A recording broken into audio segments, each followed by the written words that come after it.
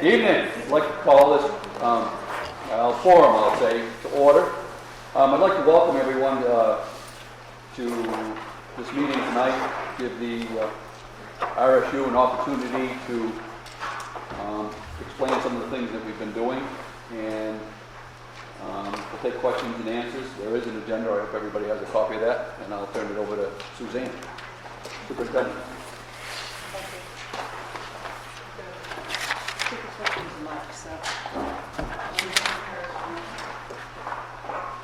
I didn't say that.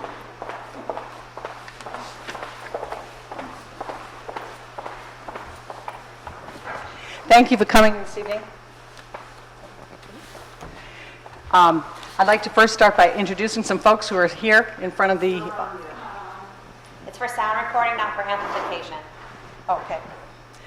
I'd like to introduce a few folks who are up here this evening so that if you are not familiar with them, you don't know them, you have an opportunity to know who they are. The folks in front here are members of the RSU Board of Directors, and the gentleman who just spoke is Mike Pinkham. He's the chairman of the board, and he represents the town of Sullivan. To his right is Henry Janute. He is the representative from the town of Steuben. And to his right is Melissa Rockwood, who represents the city of Ellsworth. On Mike's left is Jeff Alley, representative from Winter Harbor. In front of me here is Janet Wilpan, who represents the town of Sorrento. And next to her, Roy Gott from Franklin. We appreciate you coming this evening. We, as Mike said, would like to start by just telling you a little bit about the things that RSU 24 has been involved in, what we're doing, what our plans are for the present and the future. Then we'd like to give you an opportunity to ask us any questions you might have about our presentation. And finally, we'll move on to public comment. We're hoping that tonight will not only be an informational night, but it will be an opportunity for the board to hear from citizens about their thoughts on the issue of withdrawal and what they would be hoping to gain should their town withdraw from RSU 24. So tonight is a night of information and hopefully common understanding about some issues that folks have. Thank you, and I'm going to turn things over to Katrina Kane, the Assistant Superintendent. Katrina's responsibilities are really overseeing our educational programs, and Katrina's going to share a little bit with you about the exciting things happening in our schools.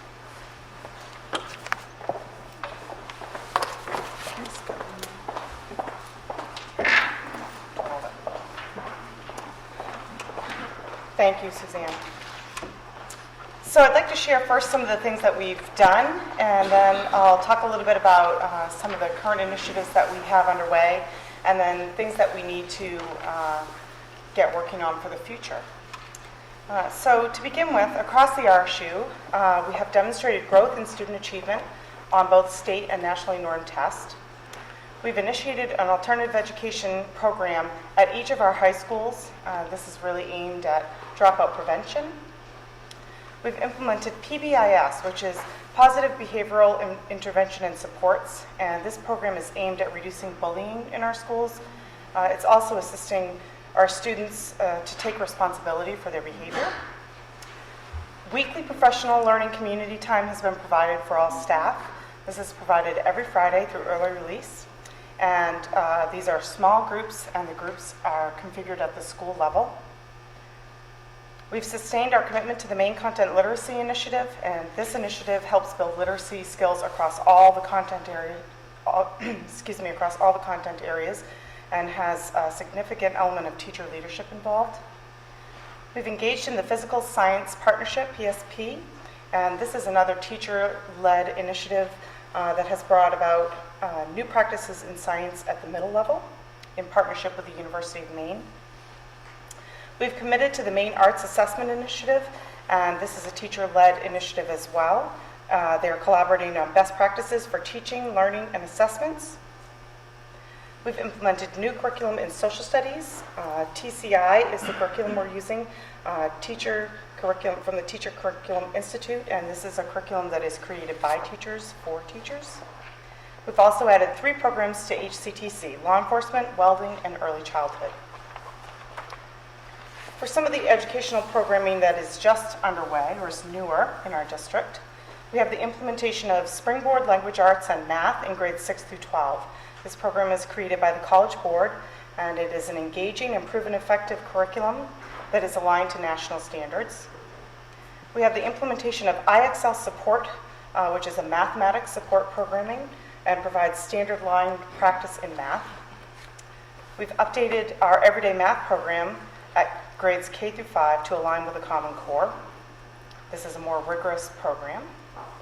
We've adopted Lucy Calkins' writing curriculum in grades K through 5, and this is a proven and systematic K-5 Common Core workshop curriculum.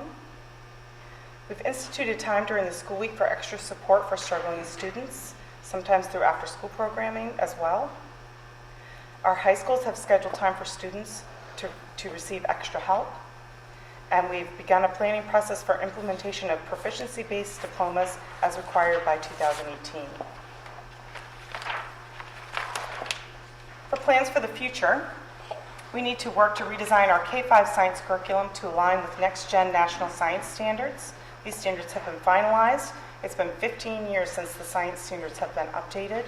This will be a smaller set of science standards that help our students focus more deeply. We need to articulate our curricula that's fully aligned with the Common Core and other national standards in every content area. We need to develop a system for assessing and monitoring student progress towards proficiency-based diplomas, realign grading practices to a standards-based approach, and continue and sustain a professional community across schools for sharing of work related to instruction. And I know our curriculum coordinator, Erica Mazzeo, has begun work to create a teacher leadership team that will help with those last few initiatives that we're starting now. Next, I'd like to call on our Special Education Director, Lynn Maddox, to talk about some things in her area.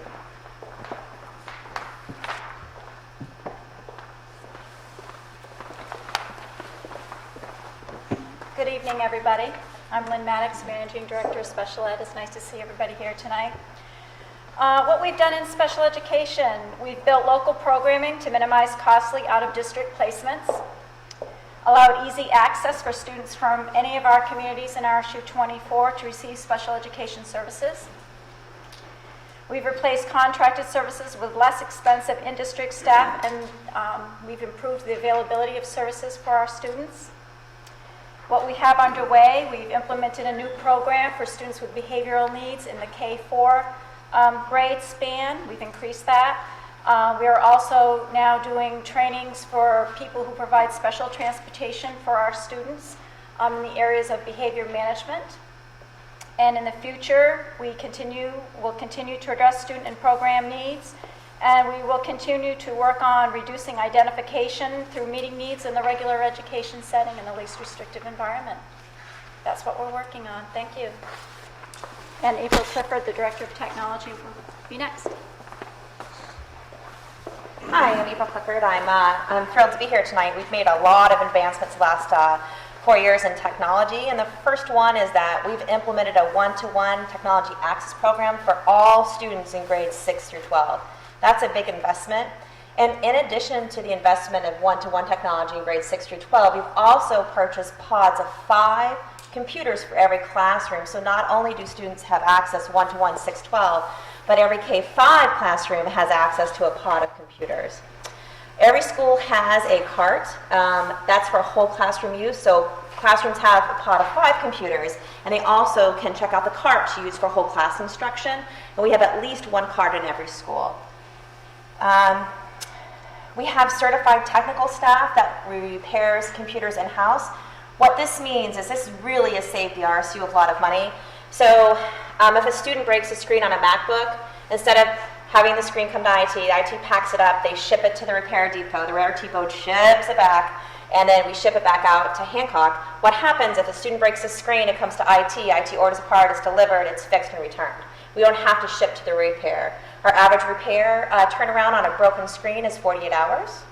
So that's a significant improvement because kids were waiting 7 to 10 days in the first generation of MLTI. So I'm very, very proud of that. We have 2 certified technicians doing that. And in addition, Apple Computer Company reimburses the district for any repairs that we do. They're under warranty. So not only do we get the parts at cost, we save time paying the students' machines, we're also reimbursed for labor and work, anything under warranty. It's definitely a huge benefit to the RSU. We have technology integrators, and technology integrators are certified teachers. They're not repair technicians. And their role is to really team teach with teachers. They work collaboratively with teachers to integrate technology into the classroom, and this has been utilized a lot, especially this year with the new implementation of iPads in grades 7 through 12, but also utilizing Google Docs for grade 6 who never had one-to-one access, and showing teachers how to utilize the pods with IXL and Learning A to Z and RAS Kids. So those are critical staff. And in addition, they're also available for individualized training for teachers. So if a teacher is struggling, not sure how to utilize a new grade book, or it's been updated, or not as comfortable using Google Docs, they'll provide one-on-one training, small group training, and also training at staff meetings. What we're doing right now is we've just adopted an iPad program for students in 7 through 12 that's called MLTI 3. It's been an amazing experience so far. Kids have really been happy with that experience. We've also provided 7 through 12 teachers with MacBook Airs and iPad minis as a part of the MLTI program. And also we're working really hard. Currently the goal is before the end of our year is to equip classrooms with digital projection. What we're going to do is we're working on the technology plan, which is a 3-year plan that's always approved by the state, but we're also going to implement our 5-year equipment replacement cycle. Every 5 years our equipment is replaced, and we want to ensure that our teachers and that our students have the best access to technology. So we've made really great strides. I'm really proud to be the director of technology, and especially coming from a teaching and from a classroom. I was a science teacher, so I really think that what we do is we think about kids first, and I'm thrilled to do that. I'd like to introduce David Bridgham to talk a little bit about finance.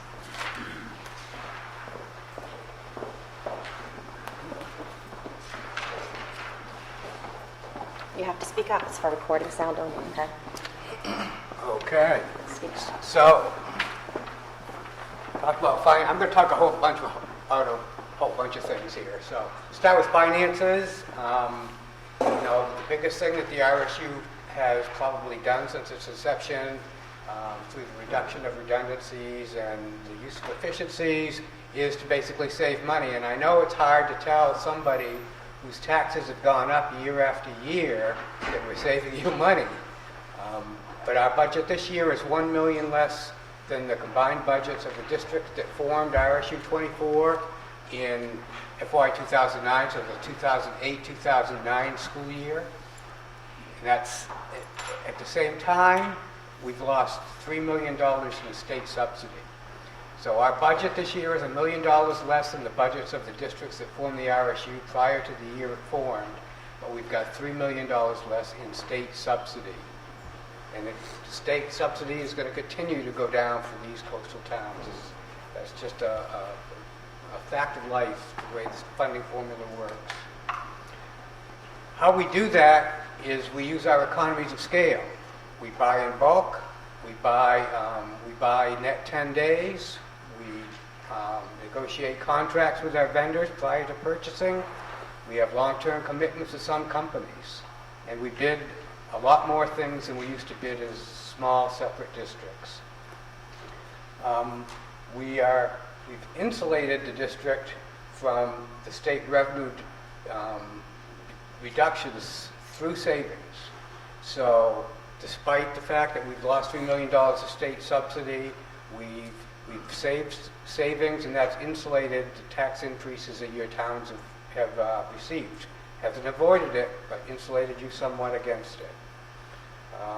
And because we're larger and we've got more financial capacity, we've avoided something that many districts in the state have to do, and that's borrow money in order to meet short-term cash flow needs. We have not had to do that since the very first year of the district. And so that saves money and payment on interest. Right now, we're negotiating, we're doing our best to continue our negotiating the best prices for services and contracts. It's just the beginning of the budget process now, so we're sending out bids to all those vendors that supply the erasers and dry markers and pencils and pens and pads of paper and all of those things. Those bids are going out now. We intend to get those bids from the vendors and select preferred vendors prior to beginning the budget process, so our folks, when we get ready to do budgets, will know what they're going to be paying next year for those items, because we lock in on those things. That's something that vendors don't tend to do for smaller districts that we can as a larger district when we're buying for 10 buildings. What we're also doing when we're not at withdrawal meetings is we're negotiating contracts with 5 different unions, 5 different employee organizations. And that's a long and kind of drawn out process, takes a lot of meeting, takes a lot of time, takes a lot of collaboration. For the future, we've got kind of listing one thing, and that's to find a solution, an immediate problem for us going forward, and finding a solution for the lease spaces for places that we're currently leasing.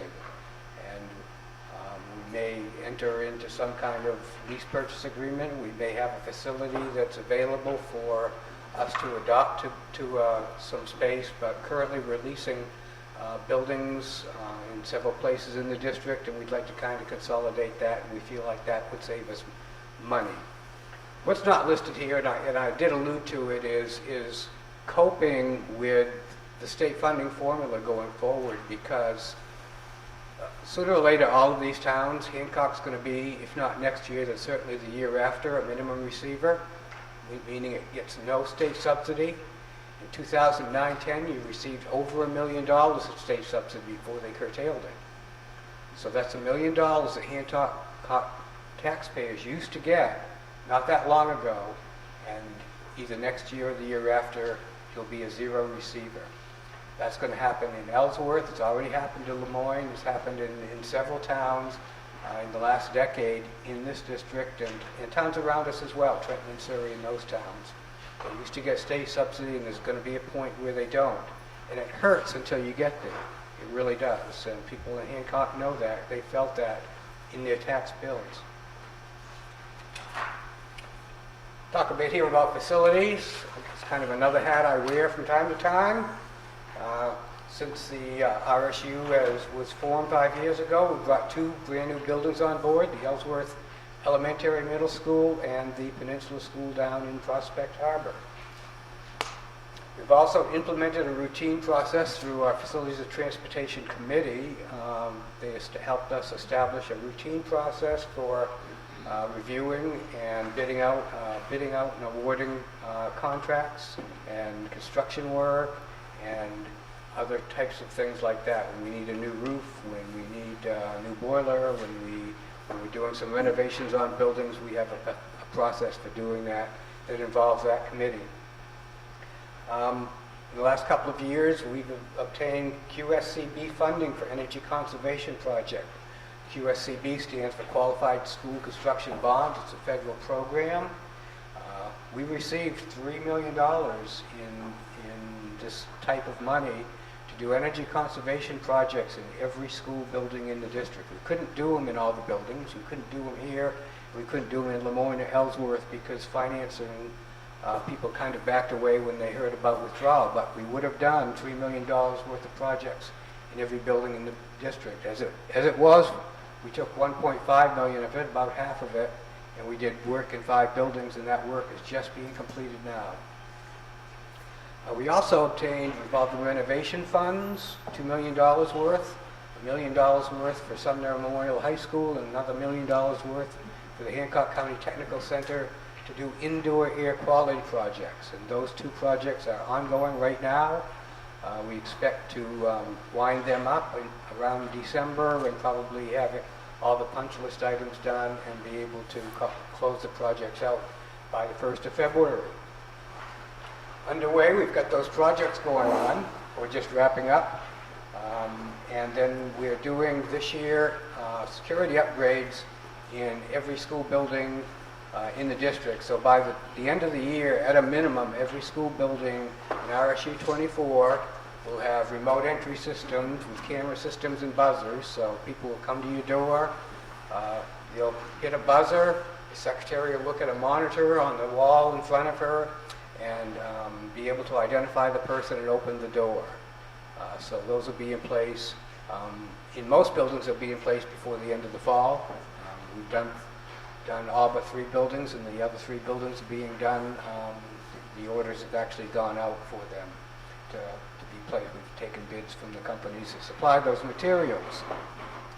We'll also be installing panic buttons in schools that notify first responders when there's an issue in the building.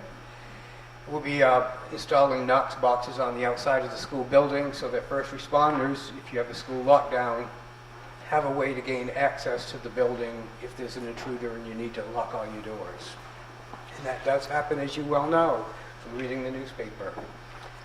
In the future, some of the things that we're looking at doing is establishing a system of long-term capital improvement plans for all of the buildings. We have software that does that. We just need to update the information in that software and use it to generate long-term capital improvement plans using RS means estimating software. We want to develop a comprehensive energy and recycling program for all of our buildings.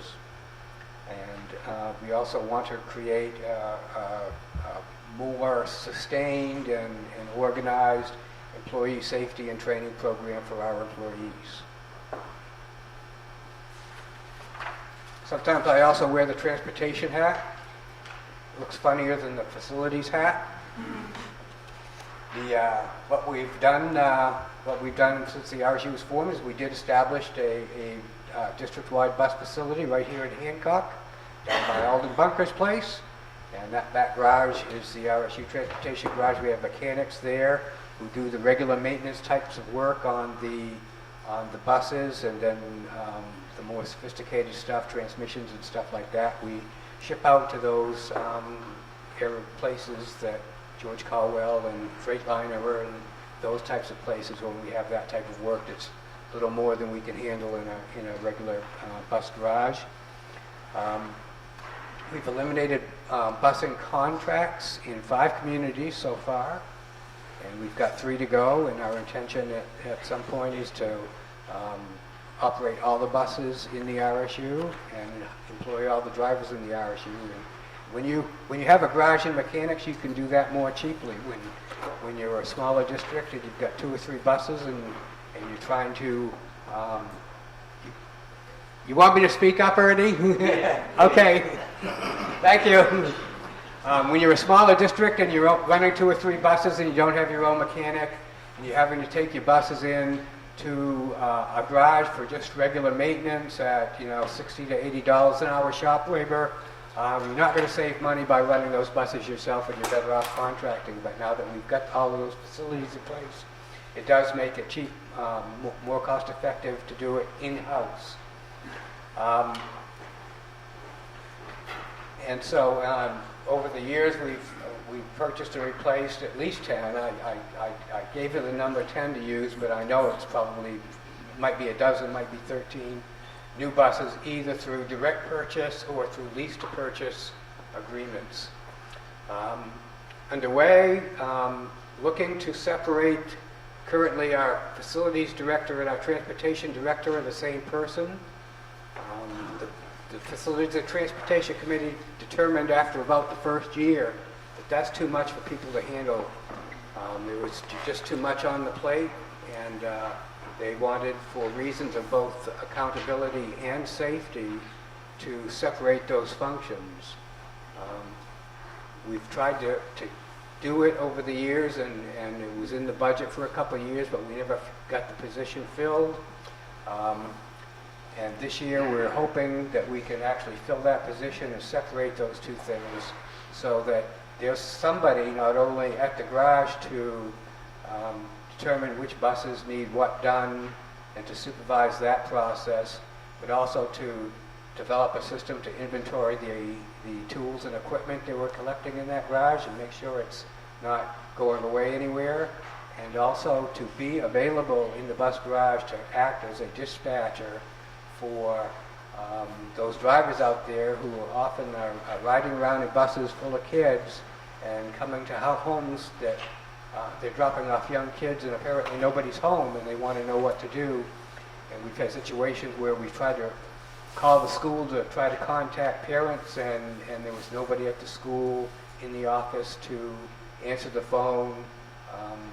or there were meetings going on and people weren't in the office, they were somewhere else in the building at a meeting. So we want to have somebody sitting there at dispatch, able and available to take those calls in and be able to contact parents and find out what needs to be done with the child, or to deal with some of those situations that come up on a bus.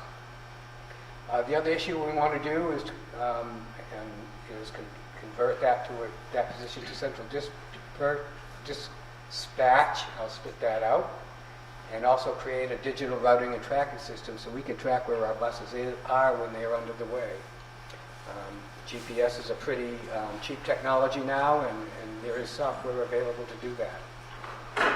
For the future under transportation, I alluded to it before, absorbing those transportation contracts and providing district busing in those 3 communities that don't have it yet.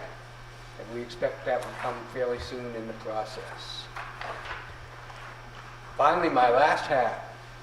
Am I taking too much time? Not at all. Okay. My last hat, it's even a funnier hat, food service. Yeah. And since the RSU was formed, the year before the RSU was formed, the districts combined paid $422,000 in taxpayer money towards supporting and sustaining the food service program. This year that number is 0. So the food service program we're operating this year with no taxpayer support, just the federal subsidies that come with the free and reduced lunch program and the fees that students who are full price pay for their lunch programs. We're going to see how long we can get away with doing that, because the price of food is going up, the price of energy is going up, and because of the nutritional guidelines that we're required to follow now, the cost of meals is going up because we're serving more fresh fruits and vegetables with our lunches. But it's worth it. We've also installed computerized systems in every school building now, where children either punch in a 4-digit PIN or staff do it for them, or swipe a card that identifies them and charges whatever they're buying for lunch to their account. It helps students who are free and reduced not be identified, because they're just numbers. And so no cash changes hands, so kids, especially at the high school level, aren't looking to see who's paying and who's getting their money, who's getting their lunch for free. So this is a system that's a real benefit, and it increases the number of kids who are eating meals, both breakfast and lunch, in our schools. And what we've got going underway this year is we're revising menus again to conform to the new federal guidelines. We're increasing whole grain products and fresh fruit and vegetables with lunch and with breakfast. We've also got a lot of grants, both public and private grants. Fresh fruit and vegetable program grants from the Department of Agriculture, and Healthy Acadia has given 2 or 3 schools private grant money to do farm-to-school types of programs, or programs that where we work in. We pick a local produce provider or organic farmer in the neighborhood, and the kids work with them and then work in their gardens. And for the future, we're trying to engage students in more menu planning and nutrition, so the students become a bigger part of deciding what they're eating for breakfast and lunches. And we really do need, especially in some buildings, some major equipment upgrades, and so we're looking for a way to see if we can find some funding to do that. That's my story, and I'm sticking to it.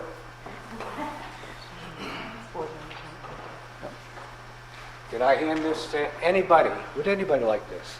Any board members got anything they'd like to add before we move on to questions?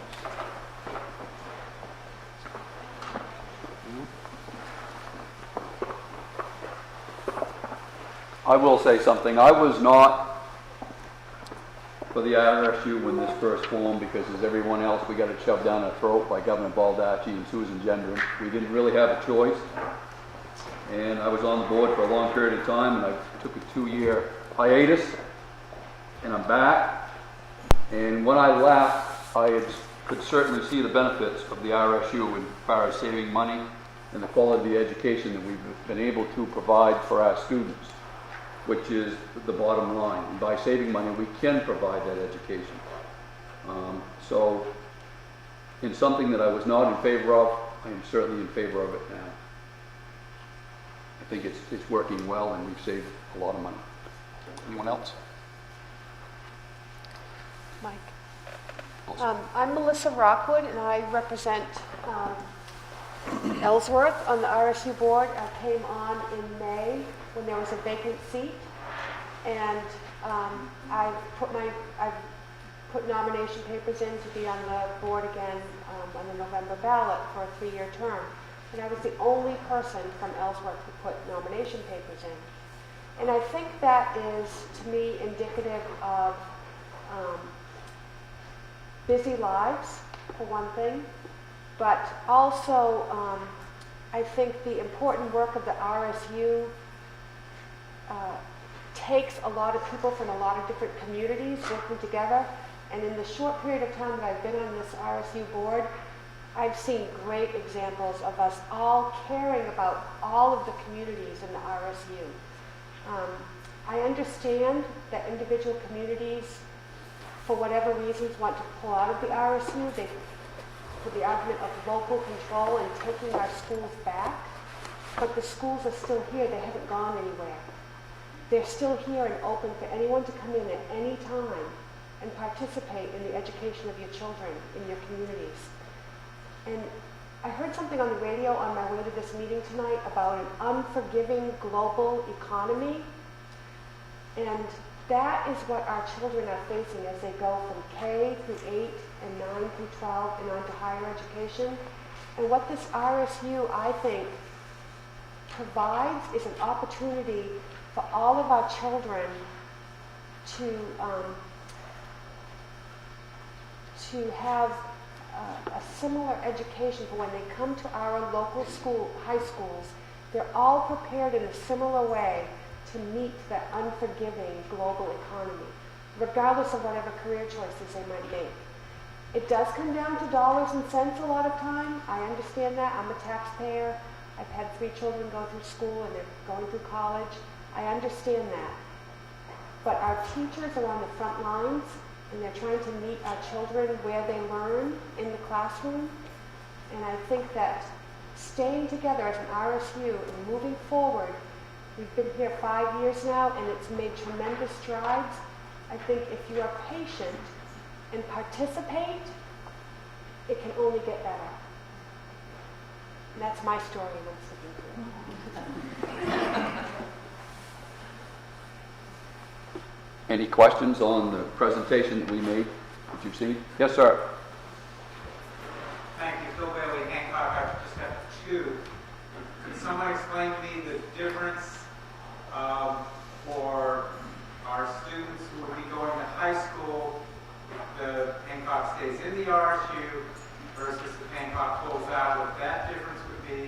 And also I heard something about potential energy upgrades or retrofits to this school that would not happen if Hancock. Can I address the part about the tuition kids? That, why it wouldn't happen, whether it stayed in or out.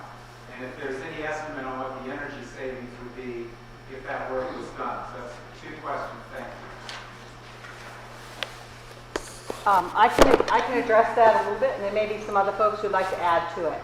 Let's start with the first question, which had to do with what happens with high school students.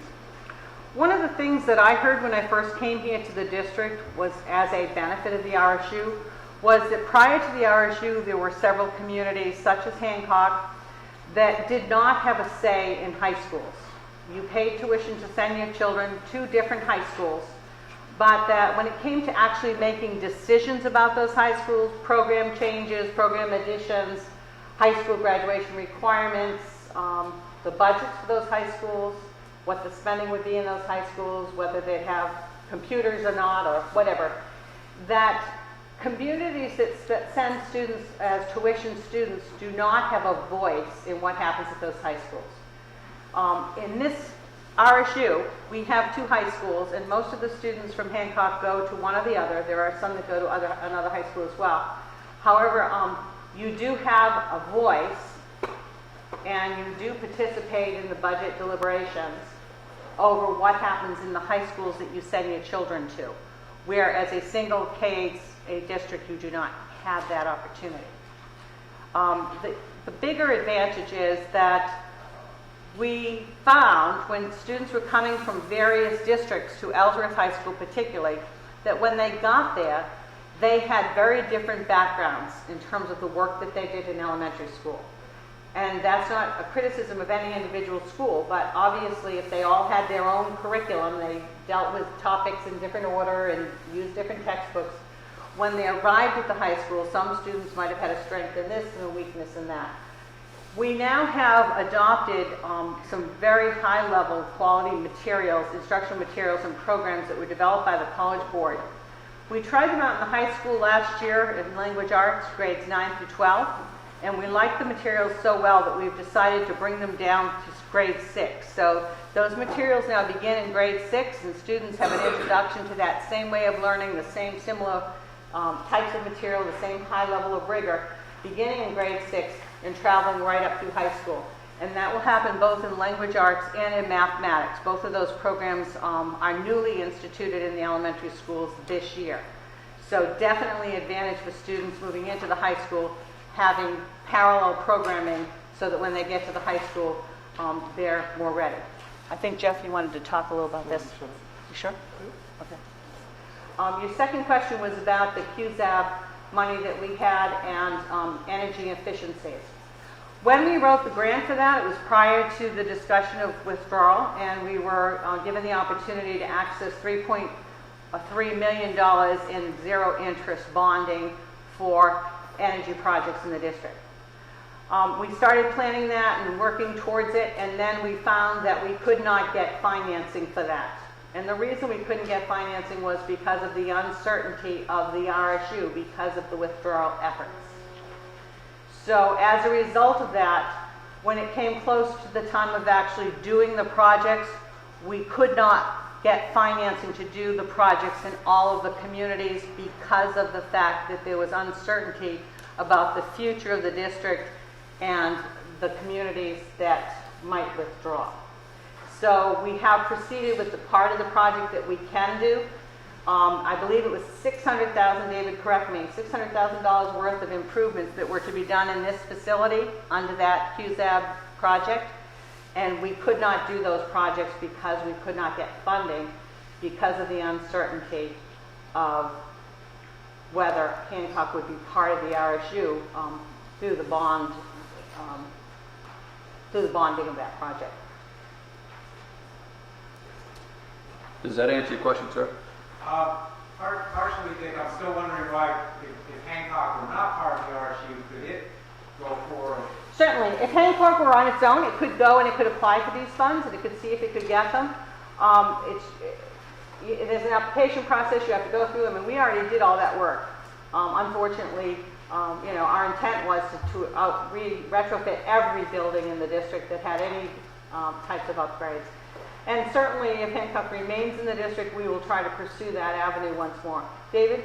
I just wondered, that particular program, the Qualified School Construction Bond Program, was a remnant of the stimulus package.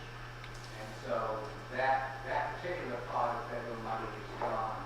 And that is specifically for energy conservation projects. But we think there's obviously going to be other money available. We could do it privately. We could go to a bank and take out a loan and do the same work. This just happened to be interest-free money, federal money. That money's not gone. That money's gone. The reality is that these projects, how we've structured them, we're guaranteed to have energy savings that will more than pay for the projects themselves. So certainly our intent would be in any facilities that were not funded because of those problems to look for a way to do those energy savings for two reasons. One, because it makes sense economically, but it also makes sense just in terms of our own commitment to try to find ways to conserve energy.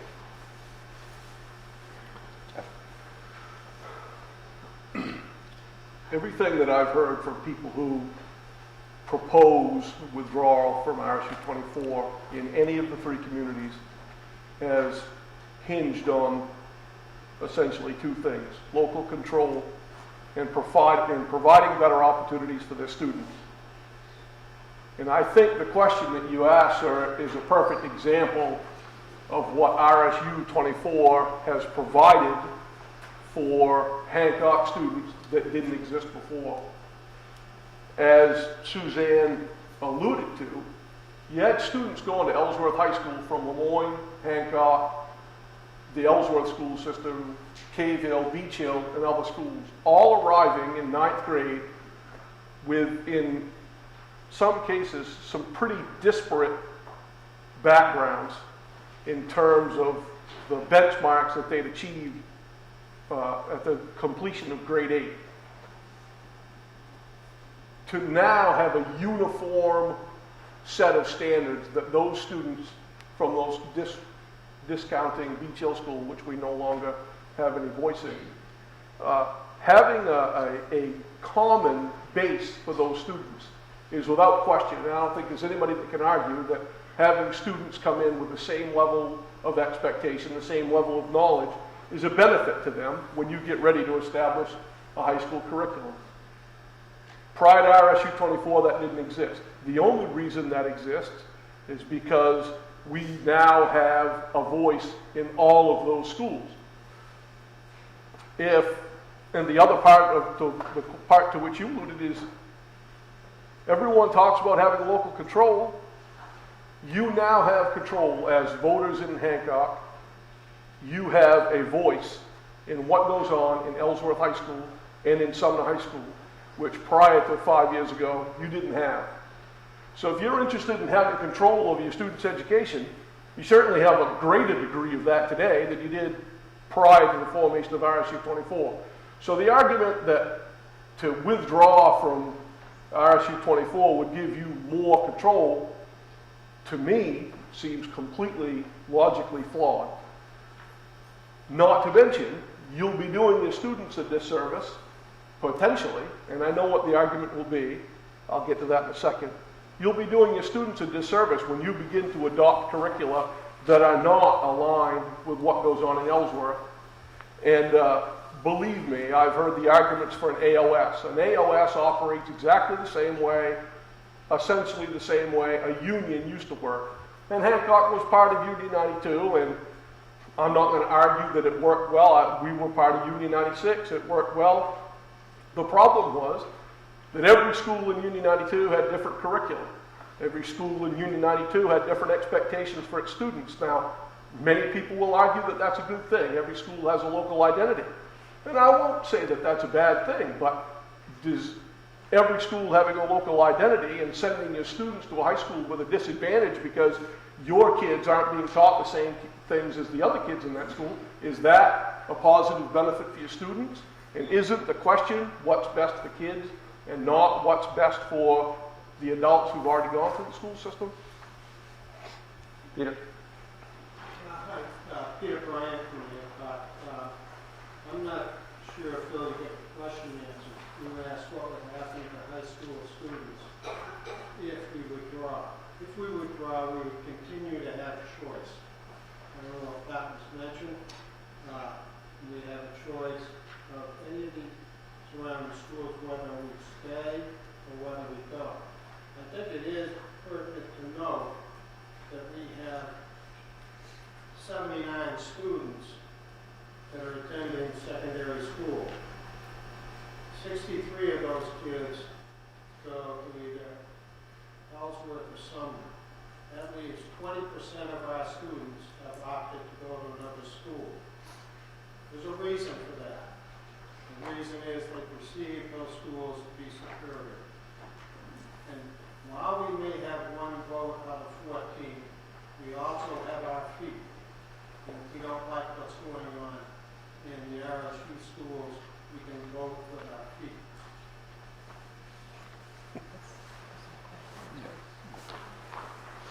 I think the woman beside you first, I think she had her hand up first. I actually wanted to comment on I've been there for over 25 years and have been with the almost all as well. I think that it is pertinent to note that we have 79 students that are attending secondary school. 63 of those kids go to Ellsworth or Sumner. That leaves 20% of our students have opted to go to another school. There's a reason for that. The reason is they perceive those schools to be superior. And while we may have one vote out of 14, we also have our feet.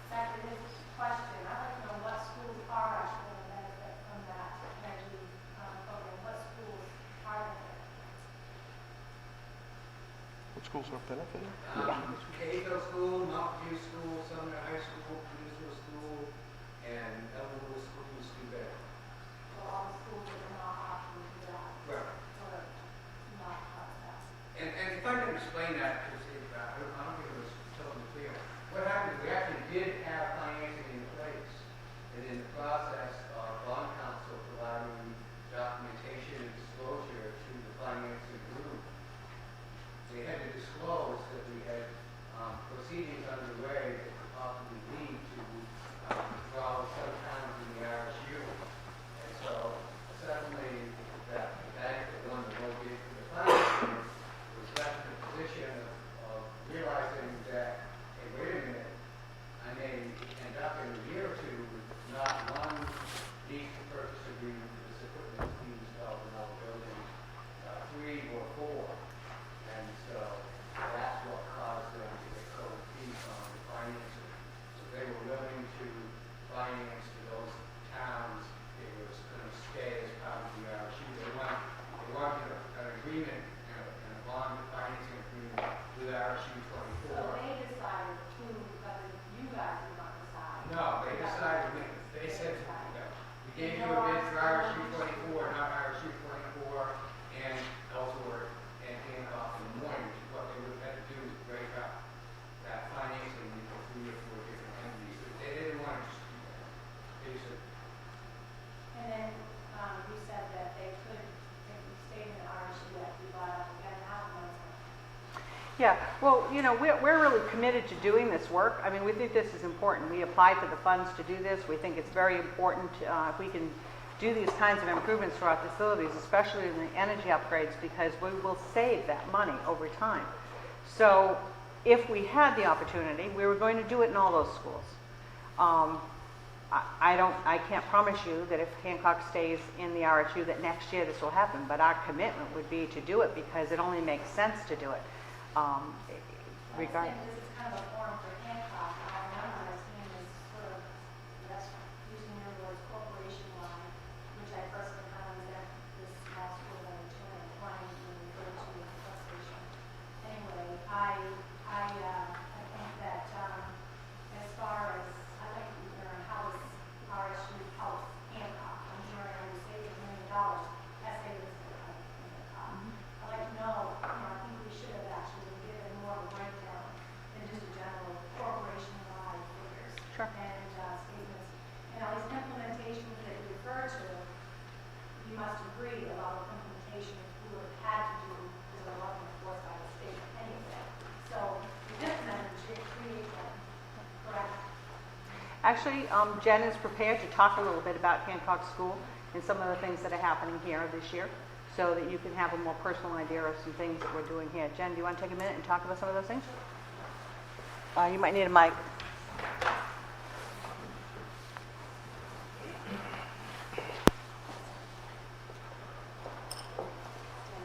So it is strange to talk into a microphone that doesn't actually make you sound any louder.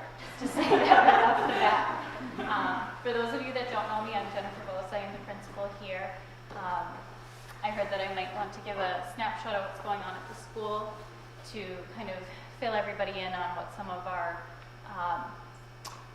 work right here in Hancock is. So I have a few things that vary from trying to meet state mandates all the way to how we're getting kids interested in ukuleles. So I'll give you a little bit of a rundown on some of the things going on at Hancock right now. So with the ukulele piece, we have revised how we're offering music to our middle school students. We've noticed that we have some middle school students that really like to have voices and choices. I'm sure you can imagine. And so we've looked at redesigning how we offer music to those students. They have the ability to choose chorus, band, or music class to meet their music requirement. Students who are taking chorus and band take that during their study hall or their response to intervention time.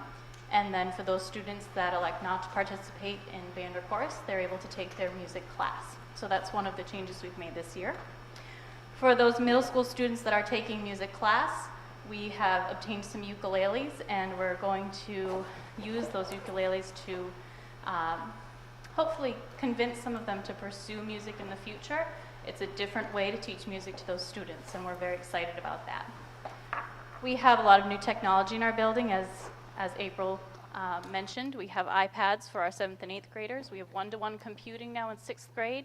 We have nearly one-to-one computing in 5th grade, 2 carts for students to use, and pods of 5 in every K-5 classroom. So that's a big increase in the amount of technology available to students. Teachers as well have one-to-one computing. We have a big push for attendance this year. If you follow our Facebook site at all, we posted a number of different attendance updates throughout September, which was our attendance counts month. We noticed that last year, looking at our data, we had over 2,000 missed days of school by our students, which in a school of 200 is quite a bit of school, averaging about 10 days per student. So we are looking at different techniques to increase our student attendance. We are rewarding students for months of complete attendance, and we had our celebration in September. We're looking forward to doing that again in October. We've already seen a big decrease in the number of days missed by students. We are expanding our RTI program. For those of you who aren't familiar with RTI, it's response to intervention. We're looking at students who are struggling to meet the benchmarks for their grade levels. We identify those students through some testing data, and we design specific ways to try to help them with the areas that they are weak in. Last year we offered RTI to grades 3, 4, and 5.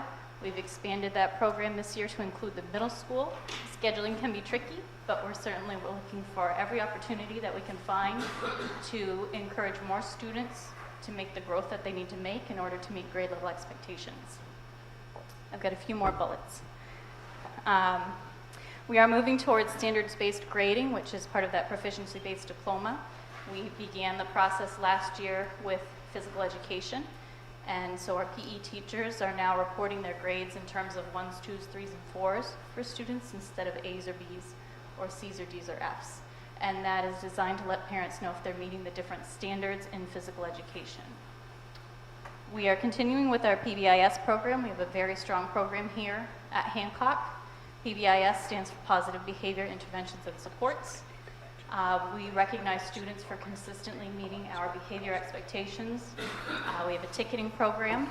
We recognize them with our Golden Brick Awards. And we have a school store where students can earn different items, including privileges, such as having me go down and read to their class, or having lunch with me and several friends, or teacher privileges, as well as things like pencils and erasers. And that's kind of part of our incentive program for positive behavior. We are continuing to align our curriculum to the Common Core state standards. Some of that new curriculum was mentioned in the presentation.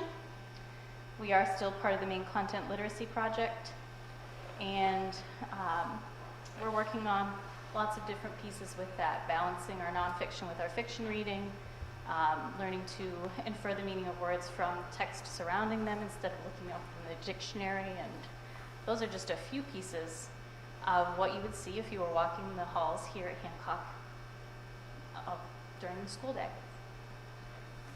I did see a hand go up while I was talking. Just going back to the other topic. Can we hold this up? Can we finish this, please? Sorry.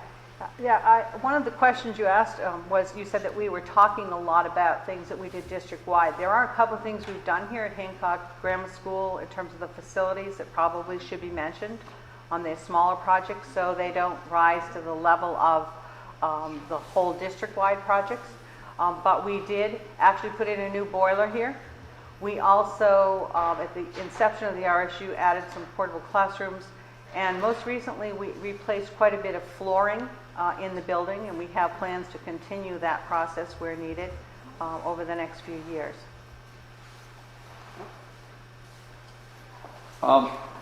What I want, and before you, I'd like to have questions on what you've heard here. I don't want public comment, will be later. Is that? Just question. Okay, fine, thank you. Going back to the $600,000 spent for energy savings, I see about $75,000 in the RSU budget, 2013-14 budget for electricity and LP gas. I would imagine those are the two areas where the savings would be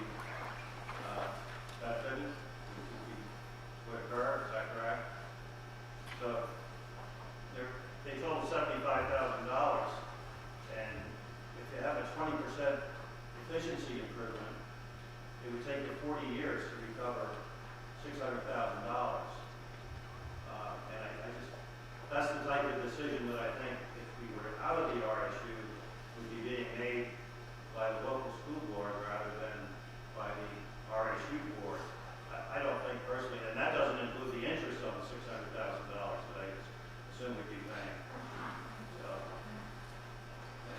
I just don't see why we would spend $600,000 on a project that would take 40 years to recover, over 40 years to recover our costs. Well, there also will be savings on heating oil, which you did not mention. I don't see heating oil in the budget here. Is there heating oil for this location? Hancock, where can we gas? Yeah, it has LP gas and it has electricity. And heating oil. Heating oil is $900 for LP gas. It's about 10,000 gallons a year. $47,000 for one and $28,250 for the other. Well, we do use heating oil here as well.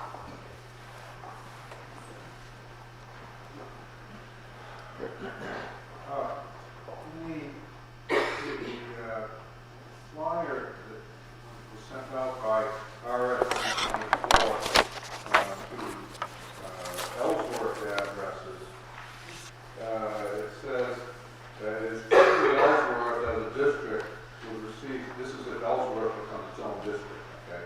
It is true that Ellsworth as a district would receive tuition for students from other communities. Fiscally, this is not a good thing. Presently, other RS-24 communities pay the full per pupil cost for their students attending schools in Ellsworth, $11,000 to $12,000. State tuition rates are capped at $8,873 for high school and $6,867 for elementary school, far from the actual cost. If Ellsworth withdraws, Ellsworth taxpayers will be subsidizing tuition students and absorbing 20 to 40% of the actual per pupil cost for each student from RSU 24 or another district. In the flyer that went out to the Hancock district, let's see, talk about, well, what I'm wondering is, if Hancock pulls out of the RSU, isn't that a good deal for Hancock, the high school, paying tuition? If the, $8,800, a little over $8,800 rather than $11,000 to $12,000 for high school. So as far as Hancock goes, isn't that a good deal? Well, you still have to pay transportation on top of that, so that's an added cost. You'd be transporting on your own. So, I don't know what that added part would be. Obviously, the withdrawal agreement does not provide for insured value factor, but if kids go to MDI, for example, the town does kick in extra money for that. Right. The $8,800 is last year's state tuition rate, and they have not yet issued this year's state tuition rate, but if you look at the EPS numbers and how they've climbed over the last 5 years, that number is going to continue to climb. So I can't tell you what the prognosis is for the future. At the moment, that may be true, but you would be sacrificing, you'd have to add in your transportation costs, and you would be sacrificing your say in that information. In addition to that, you're still running a school here, so it may very well be that the cost of running the school is, and we've talked about this before, because of decreasing enrollments, but you still have the cost of the school. So some of the funding that's coming in from those high school students is helping to balance out the cost of this school. When you look at the whole RSU, putting a student from here to here isn't going to affect the operating costs significantly. But if you're looking at being a standalone district, you're already supporting this particular facility, and then you're paying tuition in addition. I'm not sure it translates exactly the same way, only because your costs here may actually be more per student. We know that Lemoyne did a study of K-8 districts, and they showed that single-standing K-8 districts, such as Surrey, Trenton, Penobscot, Cherryfield, and Blue Hill, the per student cost was not $11,000 or $12,000. It was $13,000, $15,000, and as much as $19,000 per year in Trenton. So obviously, those are K-8 school districts. They send out tuition students, and their per pupil cost is way above the cost that Hancock's presently paying to RSU 24. So I think it's a little more complex than that. On the Ellsworth side of things, it's a different story. They are building a budget anticipating getting a certain amount of revenue to subsidize that budget. So what we're saying to them is that that is not necessarily a good way to subsidize your budget because it does not take into account the full cost of operating that school. On your end of things, I think you have to look to what are other school districts that are K-8 school districts that are similar in your size, what are they paying per student, and the numbers are there. 13, 15, and as much as 19,000 in Trenton. Trenton's way out of whack with everyone else, but nonetheless, definitely more than what you're paying as part of RSU 24. Again, I know some of you think that Hancock can do it far more cheaply than that, but I have to just say that those people are doing K-8 districts, and consequently, their costs are considerably higher. I have one other question. In the forum that was held in Ellsworth, I know that folks in Ellsworth have expressed a concern that their tax dollars were going to subsidize schools in the other towns. And there was discussion about equalizing teacher salaries throughout the RSU, and the fact that the Ellsworth teachers who were already making something like $2,500 more in some cases than their contemporaries in the other districts, and the Ellsworth teachers getting maybe a $500 raise while the other teachers in the other districts getting greater raises in an effort to level the salaries. But those towns had, prior to consolidation, had funded education at a certain level that either they were willing or they felt they could afford to pay.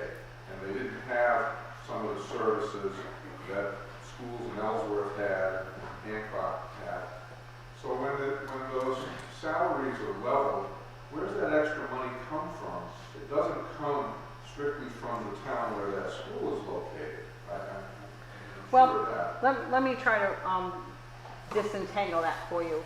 It's unfortunate we didn't settle those salaries the first year of the RSU, but all of these different teacher associations had an existing contract, so it wasn't an immediate need to address it. It is absolutely true that teachers in these 5 different units were paid at different levels. A year and a half ago, we settled that, and now everyone's paid on the same scale. And it is absolutely true. Some teachers got a $2,500 raise, some people got a $500 raise, some people got a $1,000 raise. Some people, and this is a piece of misinformation, lots of teachers in Ellsworth got a step, and a step is as much as $1,000 a year, in addition to a change in that step. So it is not universally true that everyone in Ellsworth got $500 and everyone else got $2,500. It didn't work out that way. It was all very individual because people are at different levels, all the scales are in different places. Some of your teachers benefited by that equalization. But the way we tend to think about it is like this. If for the first 3 years of the RSU, somebody, let's say, at Mountain View School, earned $2,500 less per year, then they're behind by $7,500 for those first 3 years. And if they got a $2,500 raise that year to bring them up to the same level that and we use Ellsworth because Ellsworth did have the highest salaries around in the district, and bring them to that level, in that year, they were brought up to that level and will remain traveling all together from here forward. But the reality is that during those first 3 years, the people in Sullivan were paying money in for teacher salaries, and their teachers in their school were getting less salary with the same experience and doing the same job for those 3 years. Now, the same thing's happening right now, by the way, until we settle this contract, because we were not able to settle the benefits, and the benefits are different across the district. I believe the benefits for teachers here are maximum $7,500, is that correct? Yeah. Yeah. But teachers in Ellsworth get 80% of even a family plan, which could be as much as $16,000 a year in insurance benefit. So you're a teacher in Hancock, you're getting $7,500 maximum. In Ellsworth, you're getting a maximum of $16,000. So if those two teachers are doing the same job, they both need a family plan for insurance, clearly there's a disparity. When we settle this upcoming contract, our intent, the board's intent, is to equalize that. And in doing so, right now, people are paying more for the insurance for the teachers in Ellsworth than they are for the teachers in Hancock. And so eventually, that will be equalized as well. So again, very complex, and because we had 5 different collective bargaining agreements, 5 different benefit packages, 5 different numbers of sick days, 5 different everything. And so we were able to do about half of that in the first round of negotiations, and are working on the second half now. Does that help at all? Yeah, isn't part of the problem here the fact that we have an RSU which ostensibly ignores municipal boundaries. We're all one big school district, and yet the state school funding formula still uses municipal boundaries as criteria for determining subsidies. It would seem to me that if we ignored municipal boundaries and just, if we could, I know we can't do it under the present law, but if we could spread the tax burden uniformly throughout the RSU as though it was one big municipality, that would eliminate a lot of the problems that the people in different towns see, that they're being treated differently in other towns. Well, actually, I probably have a chart that could help explain that, because you did bring up a piece that's very difficult for people to explain, understand as far as the state funding.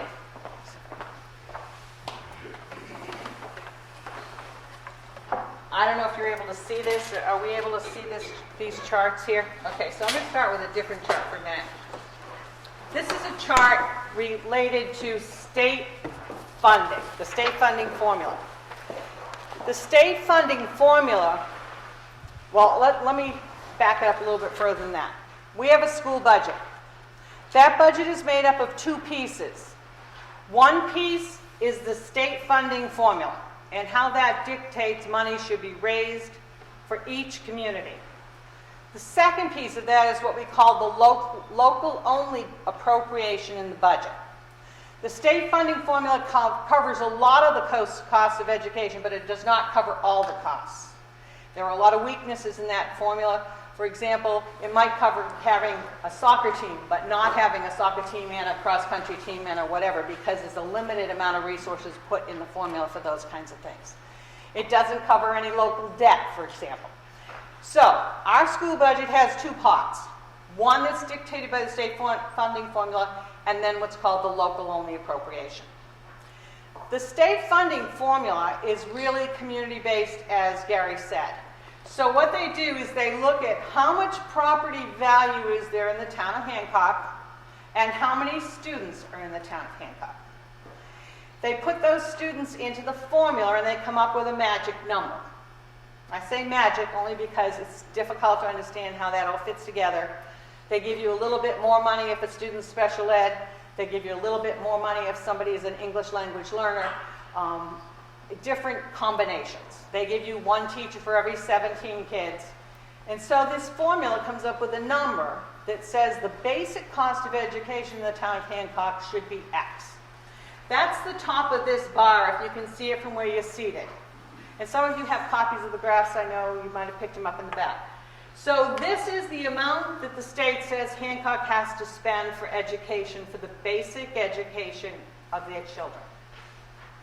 Now, if Hancock doesn't spend that, then technically, though the state has waffled on this recently, then they're going to lose state funding. So you have to get to this number in order to get your full amount of state funding.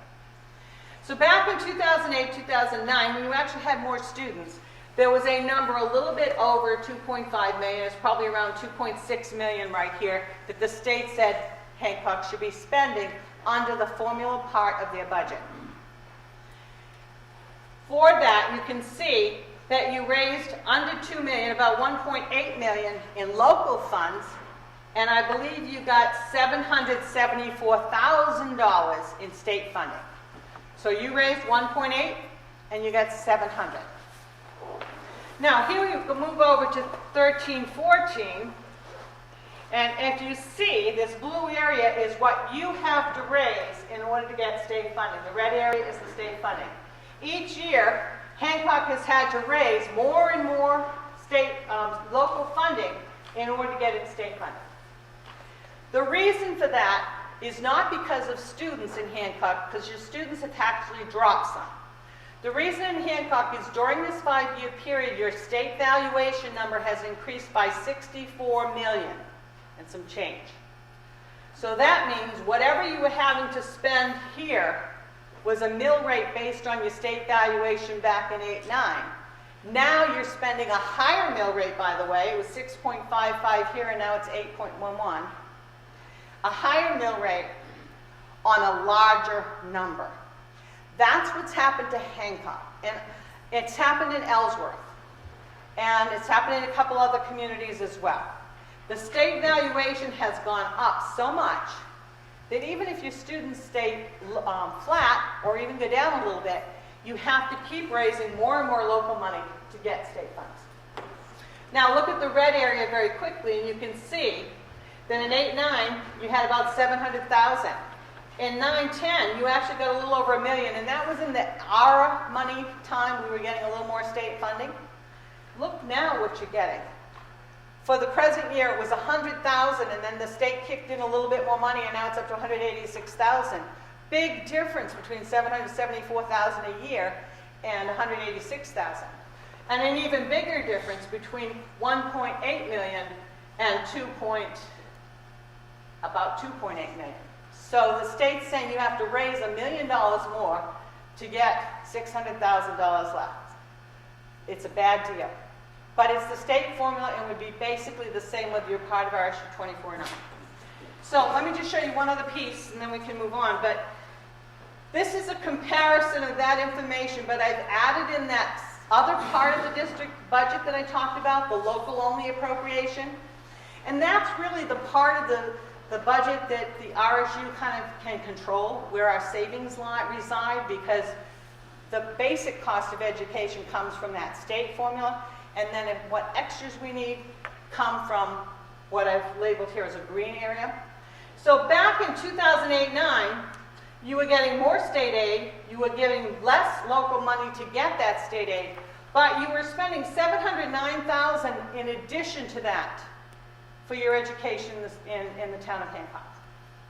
So in addition to what you were getting from the state and what you were paying to get that money from the state, you were raising $709,000. This year,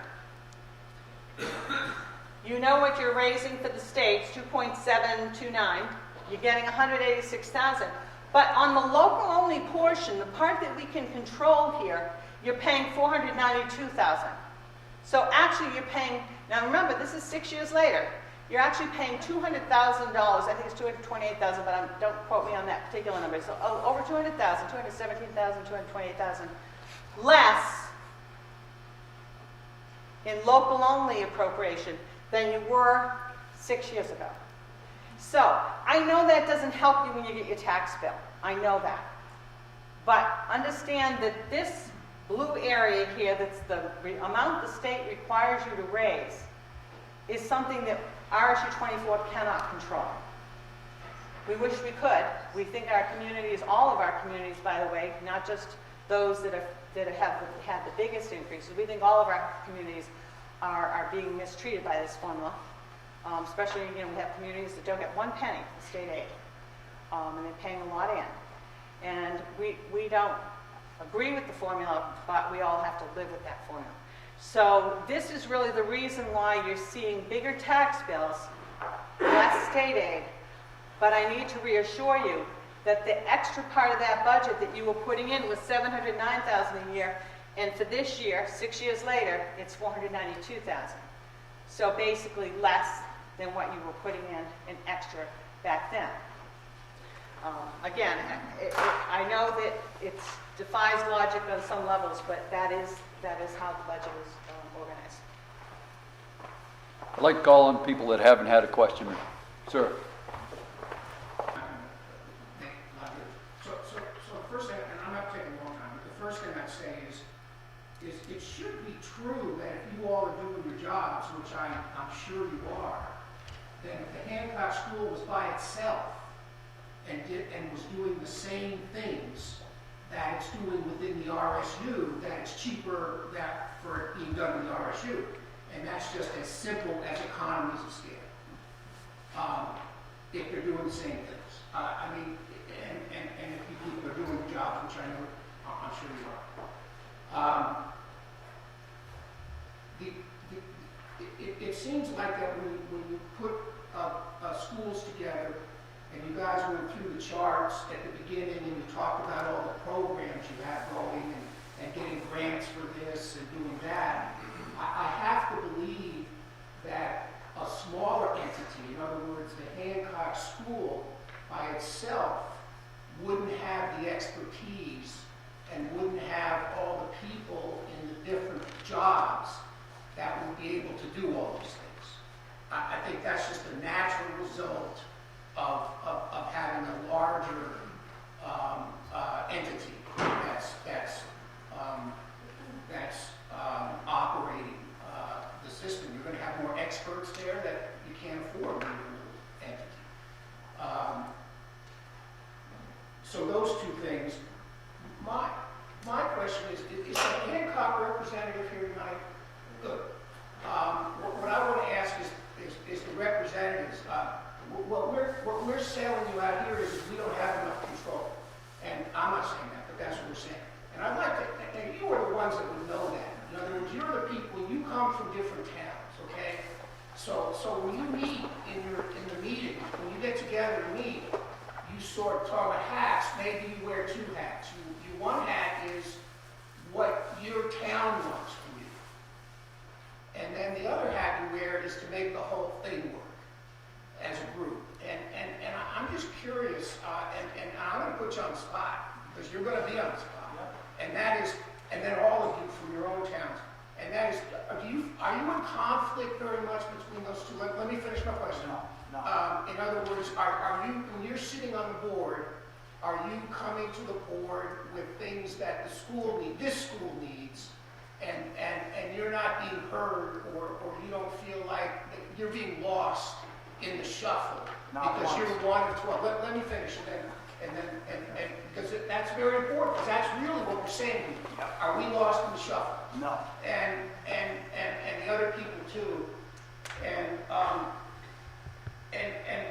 do you all find that coming from your all towns that pretty much what you want for your schools is pretty similar from town to town? So, for instance, the representative from one town is talking about something, and most of the time the representative from the other town saying exactly that's what we want to? Or do you find that you're at cross purposes a lot with each other in terms of Hancock needs this town needs that? Because, and that's the end of my question. When I started, basically withdrawals started almost immediately after I started. So that's pretty much my tenure has been dealing with withdrawal. But anything I've gone to the administration with, very receptive. I feel like we have tons of control, tons of flexibility, and it's never been given a chance. Once the group made up its mind it was going out, done deal. And I cannot wait till November 5th is come and gone, because it's been a lot of wasted time. So even though people say you're only one vote out of 12, what the hell can you do? A lot. You're one vote out of 12% of the vote. Yeah, but what you can do is if these other people are on the same page that you are, in other words, when you come with your problems, if they're coming from the same place, then you're all talking the same thing. Do you find that to be the case? It's always been quite harmonious as a group. There's anytime the few things I have gone to the administration, they're just wide open. There's tons of flexibility. I've said to these groups, what is our incentive to be an us against them RSU. We are you. We're your reps. I don't understand that. What is our incentive to hold any town back and not do what's right for our communities? I think the people would just say, the only thing that will hold back is if Hancock is just a cog in the wheel. Why would I be on this board to allow the school that my kids went 15 straight years here? Why would I be a part of seeing this school get cheated out of anything? I mean, I don't understand what my incentive would be to do that. Do the representatives from the other towns feel like that? Sir, I'm the chairman. I was the chairman before I got off. I was chairman for Union 96, got elected to the chairman of the RSU. Like I said, I took a 2-year hiatus, came back at the first meeting, got reelected as chairman. One of the things that I always encourage my directors to do is come to the meeting with their mind made up for something that they need to discuss. But be open-minded enough when another director in the discussion brings something up and we can meld our ideas to make one, and it's probably going to end up benefiting more than one person if a director, more than one school, I will say, because we're talking about schools and municipality, to benefit everyone. I encourage everyone to speak, make sure that everybody gets an ample opportunity to speak. Jeff? I think I have a little bit of perhaps a more unique perspective on this than any of these other board members, because I was initially elected to represent Winter Harbor on the Winter Harbor School Board and also the Flanders Bay, which dealt with Summer High School, and the Union 96 Board. I went through a consolidation with the town of Gouldsboro prior to any of this RSU 24 business. And the same concerns that were voiced prior to the formation of RSU 24 were voiced then. Will we lose the control of our schools? And Winter Harbor did consolidate with Gouldsboro and had half the votes of the Gouldsboro board members on that board. I never one time in the 4 years of Peninsula CSD's existence was I ever present at a vote that pitted Gouldsboro against Winter Harbor in any way. All board members that are elected to school committees in the state of Maine are obligated by their oath to act in the best interest of students, in the students that they represent. Now, when I was a board member sitting on the Peninsula CSD board, I didn't just represent Winter Harbor students anymore. I represented Winter Harbor and Gouldsboro students. Now, sitting on this board, I represent Winter Harbor students and Gouldsboro students and students from Hancock, Sullivan, and the rest of our communities. Every board member on this committee acts and makes decisions in what he or she believes is in the best interests of the students that we present or represent, and that is all 2,500 students in this district. That's not to say that we never disagree. What I believe is in the best interest of students may not necessarily jive with what Mike thinks is in the best interest of students. However, I can tell you I've been doing this for about 14 years now. I've come to a lot of board meetings with my mind made up on how I intended to vote on a specific issue and very clear reasoning on why my point of view was absolutely correct. And I've sat there countless times and listened to the points of view of other people and realized that I wasn't really looking at it the way that I should have, or maybe wasn't seeing all facets of the situation. And I've changed my mind a number of times. And that is the important key to this board, is not that that Mike has 12% of the vote. What's the important key is that Mike, representing the town of Hancock, has a voice on that board. Janet represents 257 votes. 257 out of 19,000 votes she represents, but she is the chair of the Ed Programming Committee, chair of something else now too, chair of Ed Programming, and has been since the inception of the RSU, and is a voice at that table. And she acts, I know, I've worked with her as long as I've been on the board, she acts every time in what she believes is in the best interest of students. We don't make decisions based on town lines. We don't make decisions on what the budgetary impact necessarily will be for one community versus another, because the fact is, we have very little control over that. Suzanne just showed you that the lion's share of this budget is controlled by the state. They tell us what we have to raise, and they tell us what they will give us. We don't have a lot of control over the rest of it. Very little control. What we do have control over, however, I don't think you can argue for our fiscal prudence. We've reduced Hancock's local-only appropriation by over $200,000 in the last several years. And I defy anybody in this room to tell me anything that they're paying less money for than they were in 2008, 2009. There's nothing in this world that's less expensive except your local-only appropriation and those of most of the rest of our communities. Janet, did you have something? Yeah, well, Jeff pretty much said mostly what I would have said. And I just wanted to point out, I do have, I believe, the smallest amount of votes on the board, but I feel that my voice is equally heard, and I've had many times that what I've said has swayed other members to think of things differently, and we discuss things. I am totally impressed with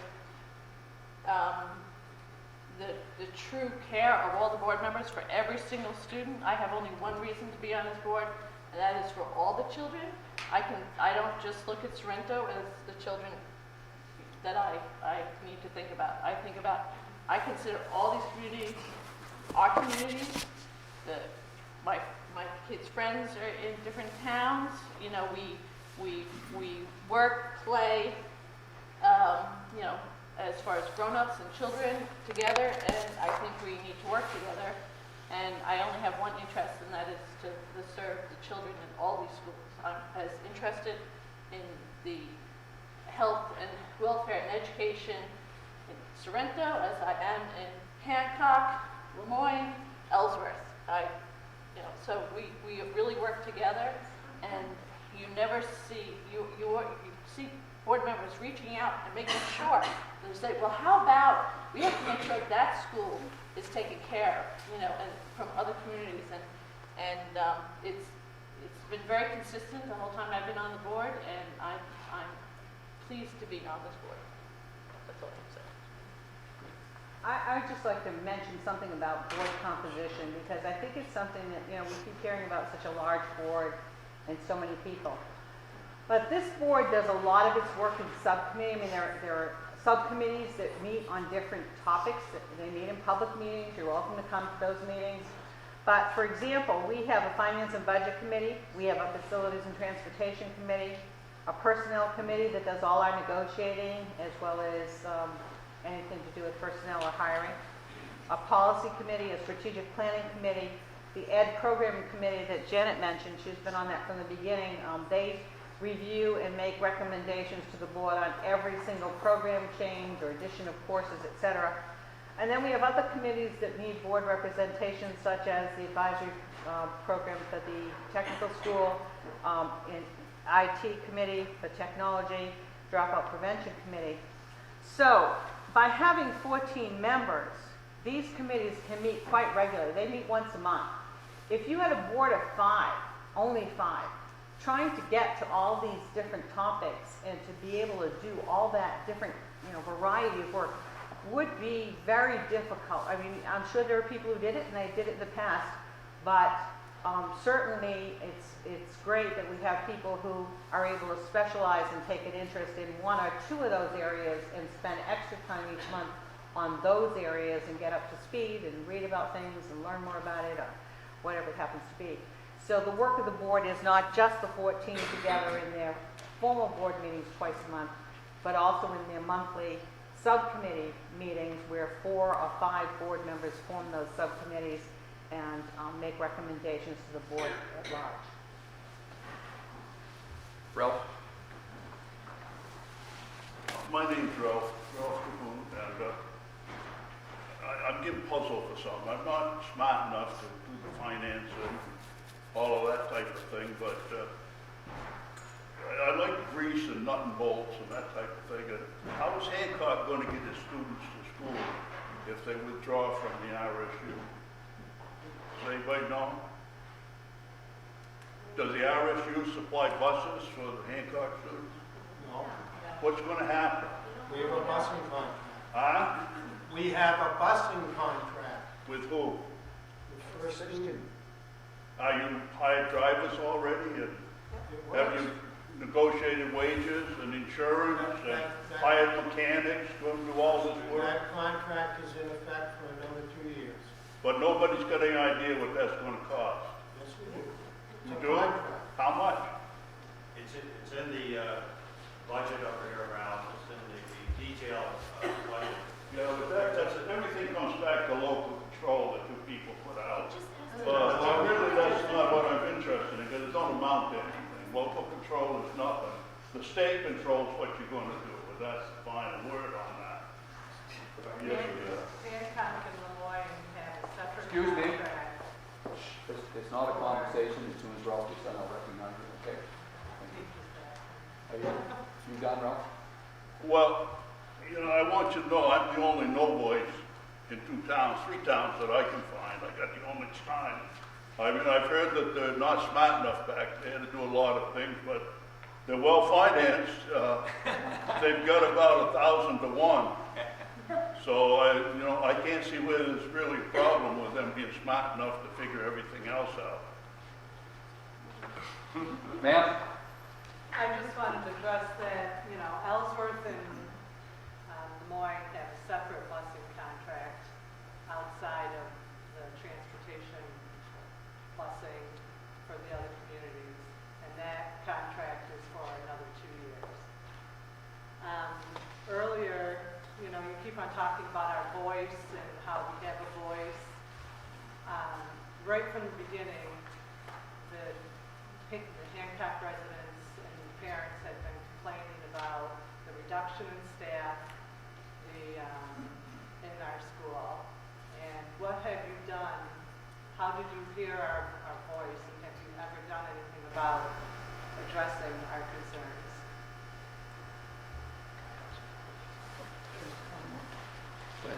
I'm not sure if you're talking about special education, but I would be happy to address that. No, I'm talking about art and music.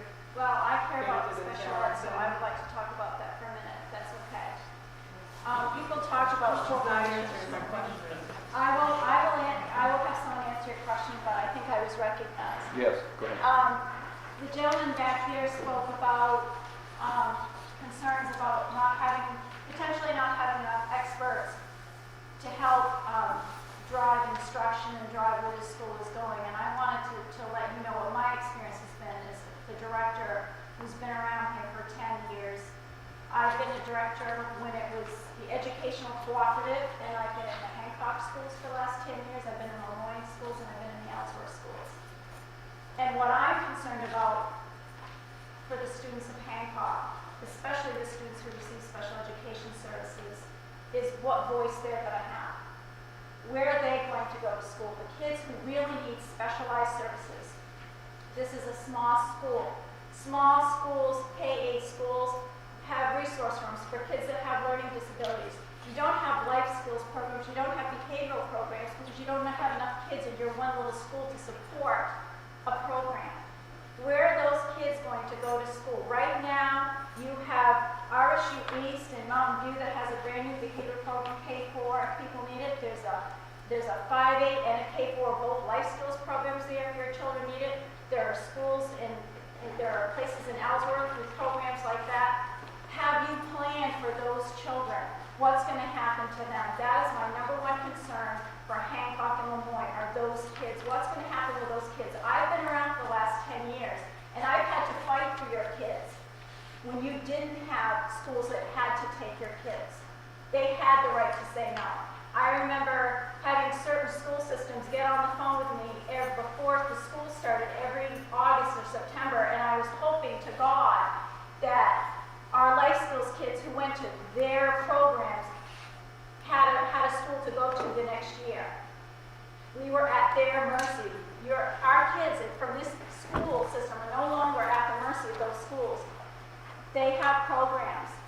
We have programs to meet their needs, and some of them are flourishing where they weren't flourishing before. So I just want you to think about those kids. That's a very small part of your population. population, but it's the population that I love and care about. So please think about those children when you vote. Thank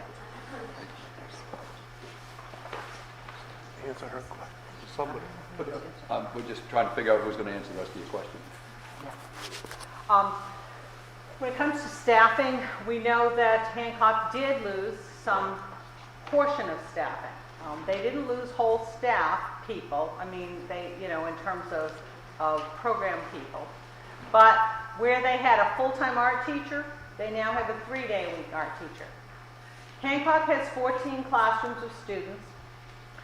Each art teacher can serve about 5 classrooms or 6 classrooms per day to give them the proper art instruction. Now, it's very understandable that when Hancock was a standalone school, that they hired a full-time art teacher, because if you went out and you wanted to find a really high-quality person, and Hancock does have a very high-quality person, you wouldn't be able to find them if you were only going to offer them 2 days a week or 3 days a week. And so they did have a full-time art teacher, and they had a full-time music teacher, and they had a full-time guidance counselor.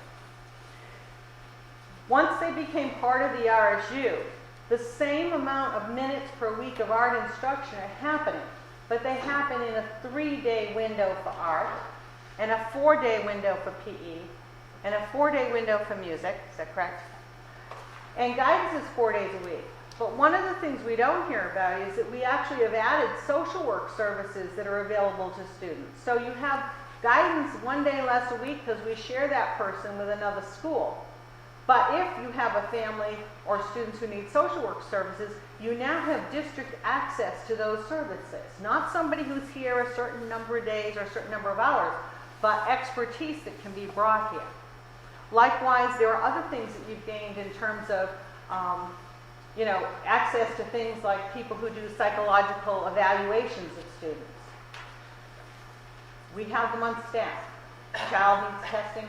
We can get that done in an expedient way because we control that person's schedule. We can set priorities to meet kids' needs. I know that there's a lot of feeling about having lost some full-time people that people liked and valued having here.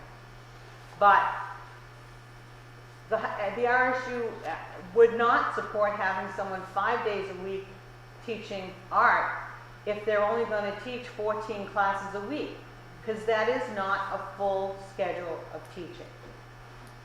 Now, I also understand that people feel that it would be nice to have those people to do other projects with kids or to do different things. But Jen and I actually looked at the bell schedule here and the amount of hours we have for instruction in the building, and I'm not sure where you would fit that extra project work in. Because in the past, you were doing 40 minutes of math instruction 4 or 5 days a week.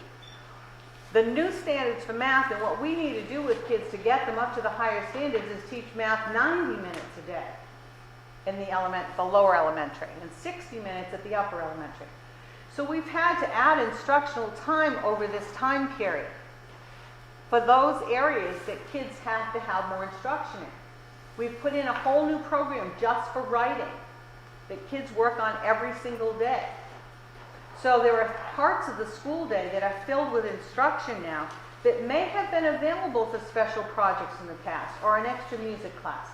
But if we're going to give kids a high-quality program that's tied to these national standards, there are only so many hours in the day. And we cannot sacrifice those core areas. Now, don't get me wrong, I'm probably the biggest supporter you can find for the arts in schools. I feel they're very important and they're the thing that keeps a lot of kids connected to school, as well as a talent area that needs to be explored and celebrated for kids. But the fact of the matter is that if I can give kids a high-quality art class once a week, as they did in the Hancock School Department prior to being the RSU, but I can do that with a high-quality teacher 3 days a week, and then take that same great teacher and have them work with some other kids those other 2 days, then everybody benefits.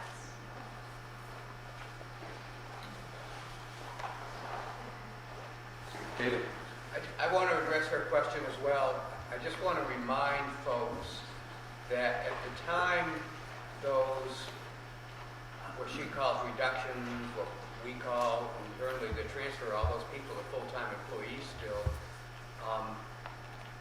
that occurred at a time when halfway through the school year, the state government notified us that they were going to curtail $47 million worth of subsidy statewide, and that our share of that would be $825,000.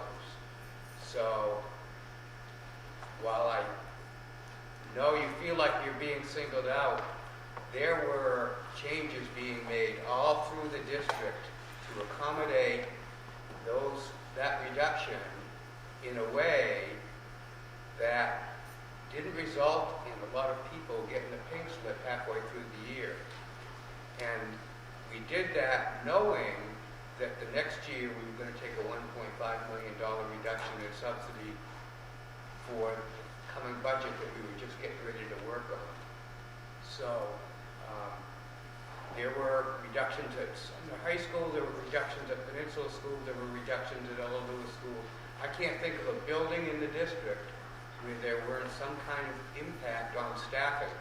And they weren't necessarily reductions, they may have been transfers to fill positions where people either resigned or retired, and we didn't refill, we just transferred portions of other people's jobs. So that's the context we were in 2010 when all of this happened.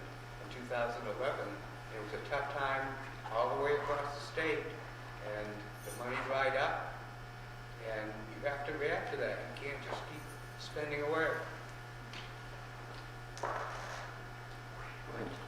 I just want to say that those exact same staffing reductions occurred at Peninsula, almost mirror images. The schools are about the same size, maybe 50 more kids in Hancock than at Peninsula, but our guidance counselor was reduced, our phys ed was reduced, our art and music were both reduced by those same proportions in response to having to meet the budget crisis and in view of everything that Suzanne just said. All those things hold true.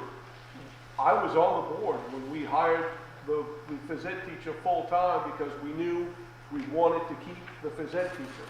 And we knew if we couldn't, then we'd lose her. Now, we're able to keep the same high-quality phys ed teacher, and she still has an opportunity to provide services to students in another school, and it's win-win. Everybody's better off. Anyone else that hasn't asked a question, and then I'm going to go recirculate around. Ernie. Actually, I have several questions. I would like to make just a real quick comment to start with. Can we save that, the comment, till afterwards, because we're going to move down to that. Let's finish up with the questions. Okay. I guess my first question is that should Hancock, Ellsworth, and Lemoyne pull out, wouldn't that reduce your ability to buy bulk? You would have, from what you're saying, you would have a smaller amount to buy, and that would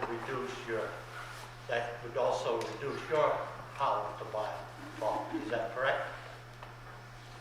Well, there's no question that if we carve up the district, that our economies of scale are in peril. There's no question about that.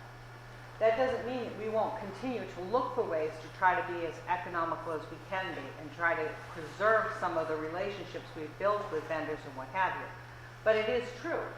And quite frankly, everyone will suffer, Ernie, because the people who pull out will also be faced with trying to establish relationships with vendors to save money themselves. And it's going to be difficult on every community, the ones that remain and the ones that leave.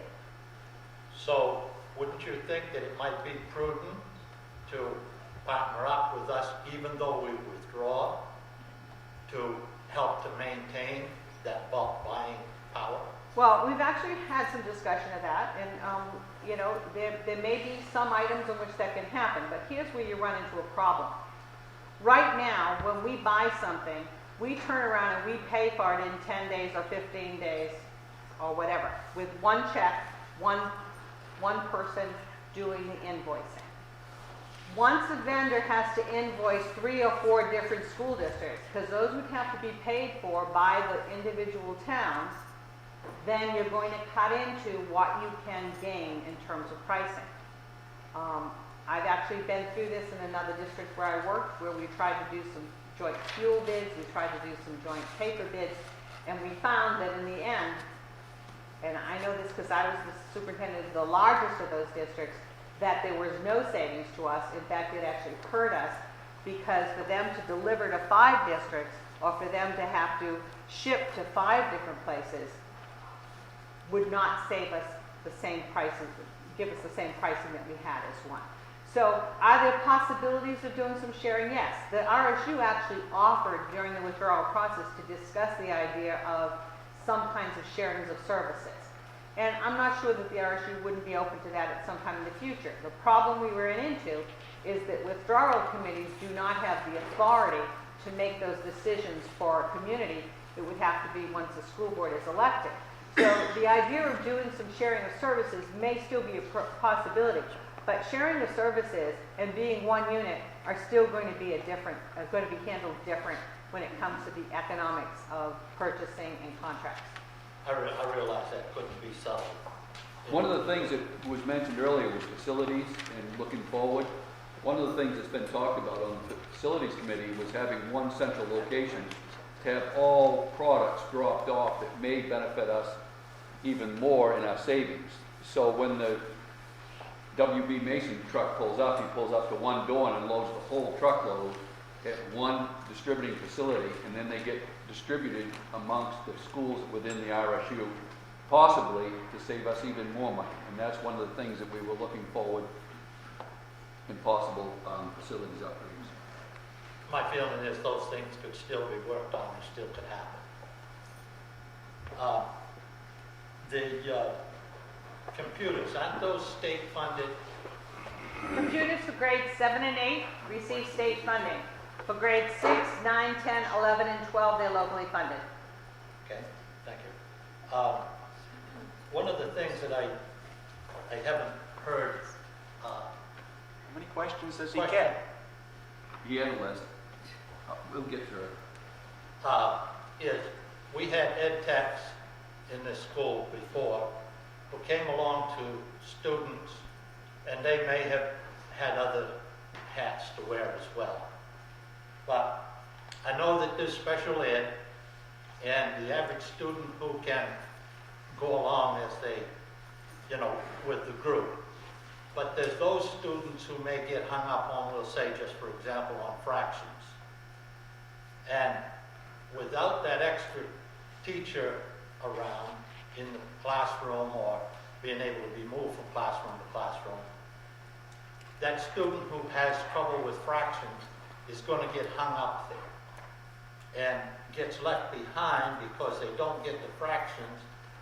So as he moves up, he's lost a piece out of the education part of it and doesn't have that, which makes it difficult for that student. Those were one of the things that Hancock did a lot of, and I feel we've lost that. Well, at the time you were doing that, you had 37 special education students being served in the school in resource rooms. And even then, a resource room teacher can serve as many as 35 students. Now, I personally think that's a high number, but that could happen.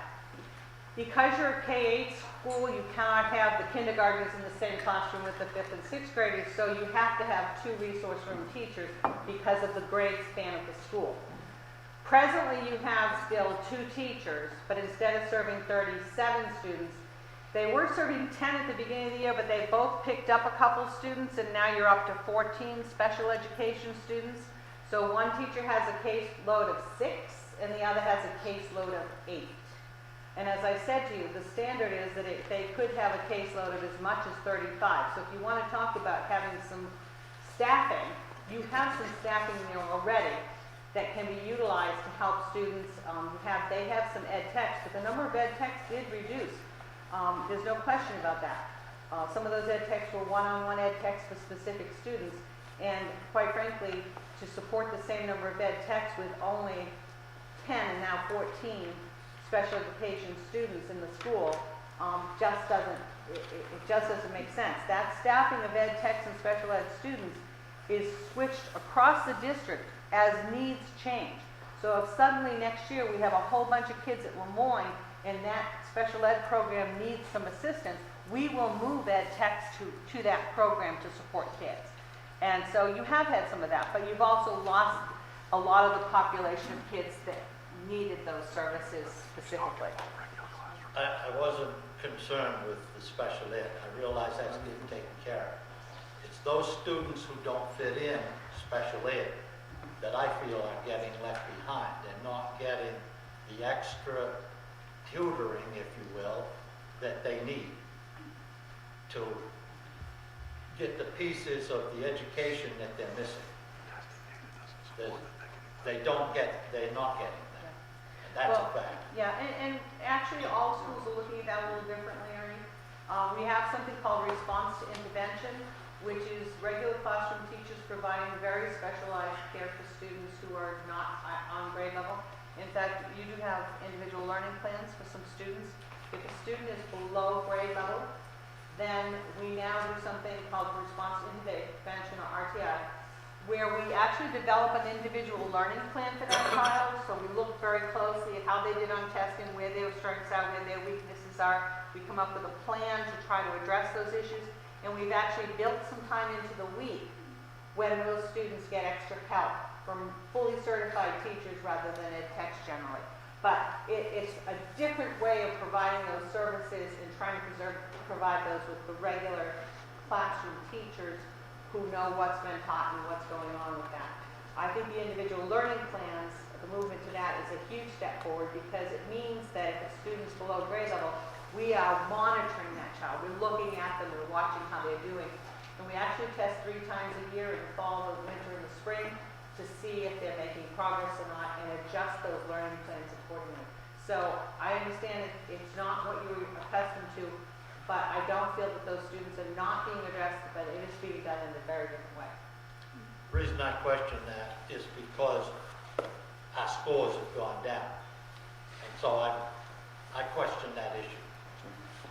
On national norm tests, your scores have stayed pretty consistent. 70% of the kids meeting the expectations, give or take a few percent.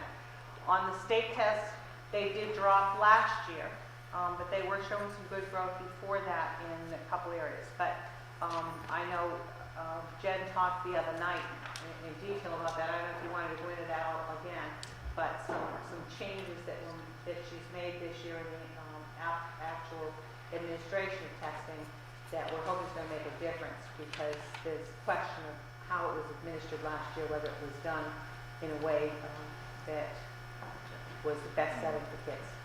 Okay. Did you want me to Spend enough time on I that. did just want to mention 2 other pieces that tie in with those individual learning plans. We have Title I tutoring after school as well, in some cases before school, if that's what the family schedule needs are. And we have an after-school program that can provide some tutoring assistance for kids. Also, doesn't the RSU have the authority? Point of order, Mr. Chairman. Can we move along? I gave him an opportunity to ask his questions, and we'll get to it. Well, everybody else got one question. He's got an agenda. This is what... You're a taxpayer, you have the right to speak. Yes, he does. He has been. And that's fine.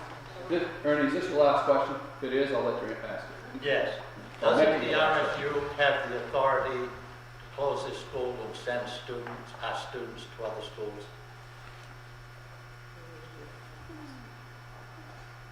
I don't know whether they could do that without a vote of the people.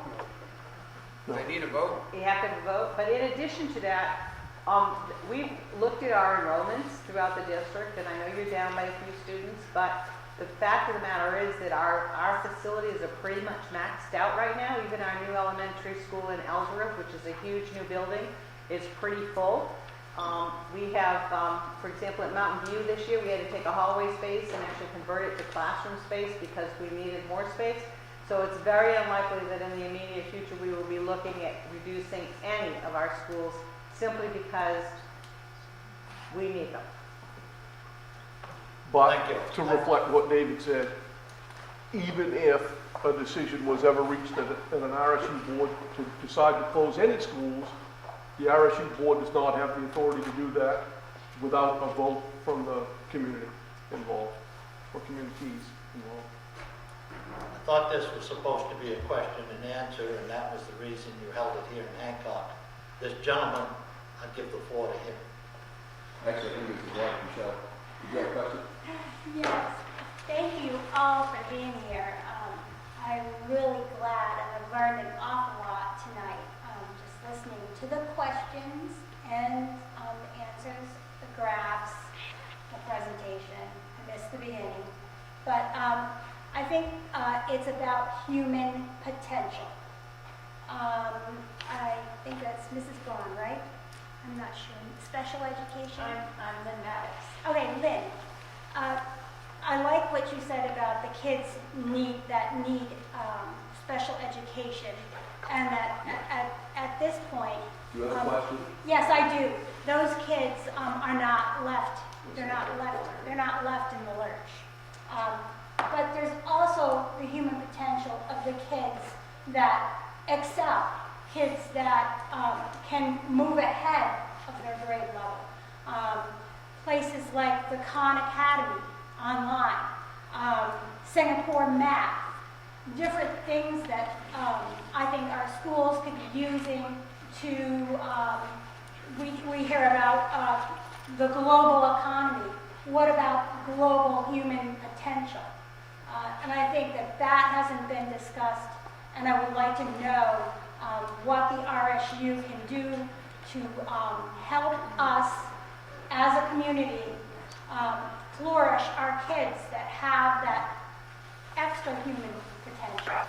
And what are we going to do about developing our kids that show promise to actually go out there and do something in the world?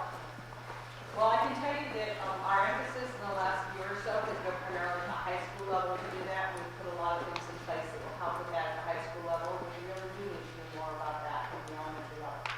At the high school level at Sumner Memorial High School, we have a Pathways program where students can actually participate in the development of their own learning in a particular area. So if they have a high interest in a particular, say, phase of history, they can actually work with two teachers that are assigned to that program to actually develop the program.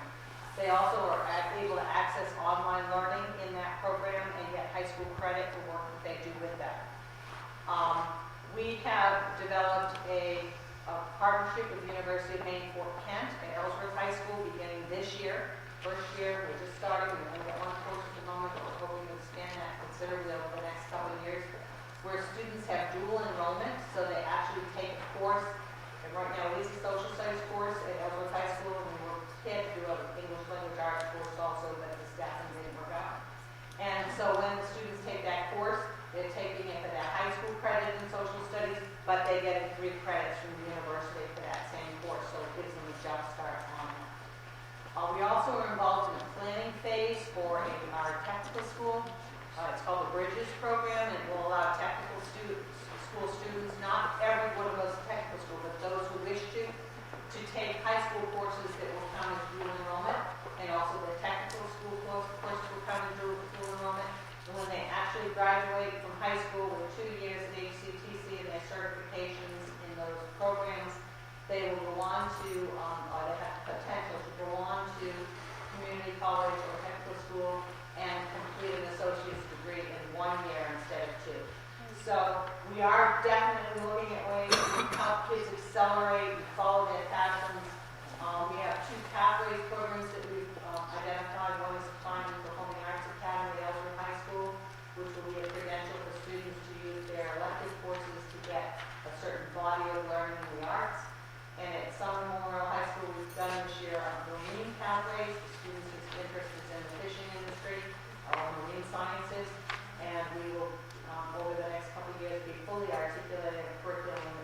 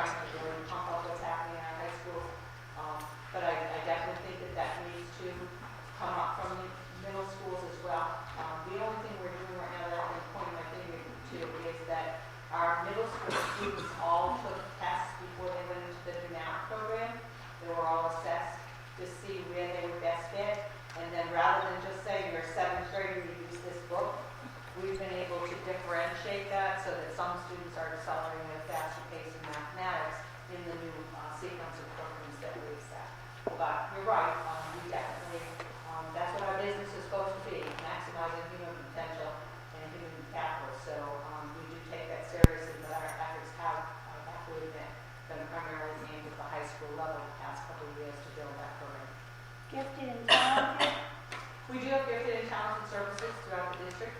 The issue with gifted and talented services is that they are technically only supposed to be provided to 5% of students. So in a school like Hancock Grammar School, where there's 200 students, that's like about 10 kids. That's not to say that there are only 10 kids who have gifts or talents here. I believe it's a lot wider than that. But we do have staffing to provide for that. Is it everything it could be? Could it take some different forms? Yes, absolutely. And that is an area that we're trying to target to look at more closely. But quite frankly, we've had problems getting staffing and gifted and talented. There aren't a lot of people out there with that credential. And as we've had openings come up, we've been unable to fill some of those openings simply because, and that's a statewide problem, it's not just a national problem. There aren't a lot of people with that particular credential. So I think if we rely on that entirely, we're going to be disappointed. Even moving into the future, we need to find other avenues as well. And they're going to have the last question. We're going to go to public comment. My name's Melissa Nell. I'm a Hancock resident, and this kind of is in the same line as what Michelle was asking, but from what I understand, my son's only a kindergartner here, but Hancock always had many programs that were great for the development of the students, robotics, destination, imagination, and from my understanding, since RSU 24 came into being, those have all been eliminated. Is that correct? Well, I know that those programs aren't going on right now. I'm not clear why they're not. In most of the schools that I've worked in, those programs are offered as after-school extracurricular activities. And I think they should be offered. I would love to see them in all of our schools. I think that they're wonderful opportunities for children to get involved in. However, if they're offered during the regular school day in place of regular curriculum, I do think that is going to be a problem, just in terms of getting the meat and potatoes work done in the classroom. But I think it would be great to have some of those programs in place. I've been places where they've had those, and been done by volunteers or by stipended staff members, and certainly that's an area that I think we should look at as a possibility moving forward. Okay, now for public comment. Peter, I guess you're going to be first. Try to keep them as brief as possible. I had not planned on a public comment. I thought this was an open meeting and that we were allowed to ask questions, just as if we were going before a school board. It is clear that this thing, maybe you're going to shut it off, we're all going to go and see the Red Sox. But I think there are some things that have to be cleared up. Number one, it said that you would need a vote in order to close this school. Is that a vote of the townspeople of Hancock only, or is it a vote of the entire RSU? Hancock only.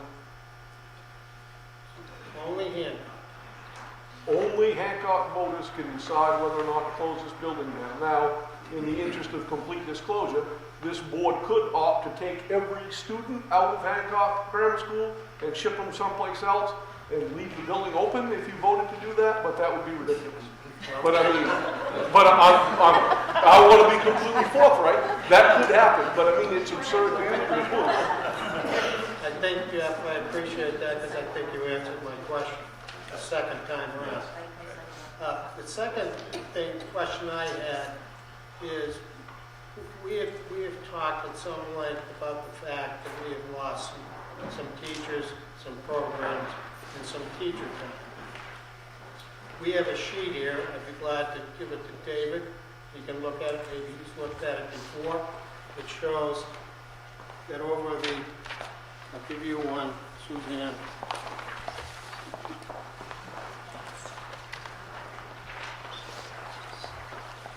What the sheet shows is the combination of state subsidy and tax dollars raised from Hancock over this period of time. We have contributed $500,000 more than we did in 2009. My question is, we've talked about a budget savings. I don't know if we've ever talked about a dollar savings, an audited savings. We've talked about a budget savings of $9.5 million. We haven't seen a nickel of it. So where has that money gone? Augusta. Augusta? That is not accurate. That is not accurate. Of course it's accurate. There's been $9.5 million Jeff, saved. So Jeff. are you gonna let me respond? I'm telling you that through our subsidy and through our tax dollars, you add those two together, Yep. we have contributed more. Yep, so's Winter Harbor, a lot higher percentage more than what Hancock is paying. Right. But let me where- answer, sir. Let me answer your question. You asked a question, I'm gonna answer it. These communities combined have saved $9.5 million over what we would have spent had we not realized any economies of scale or any savings. So if you want to know where the money went, the money went to Augusta, exactly where I told you. They gave us less to work with. We found ways to economize to save that. So what I'm telling you is, if you think it's bad now, think what it would have been if you hadn't been able to save 12% of that $9.5 million over the last 5 years. I don't. If you don't follow it, pick up the piece of paper, because it's really simple. David's looking at it. David? So perhaps I can clarify what Peter's asking about, and it came up at the last meeting, and I had my hand up, nobody called on me. Was that... I know how you feel. was that they had tracked state subsidy and then Hancock local contributions and came up with a difference between the amount of subsidy that's been reduced and the amount of assessments that's increased, and I think they've come up with a $500,000 total over 5 years. But state subsidy isn't the only thing that affects assessments. Assessments are affected greatly by balance forwards, and they're affected greatly by other sources of revenue, like, for instance, tuition. So if you take tuitions, and that's the smallest part of this pot, just like Hancock, just like Lemoyne, the number of students from the outlying towns around Ellsworth that are going to Ellsworth High School is going down, ditto with Sumner. So 4 or 5 years ago, in fact, it wasn't even that much longer than that, Ellsworth High School used to have 800 kids. Now it has 580 kids. Okay? And so the revenue that we are getting each year goes down from that tuition.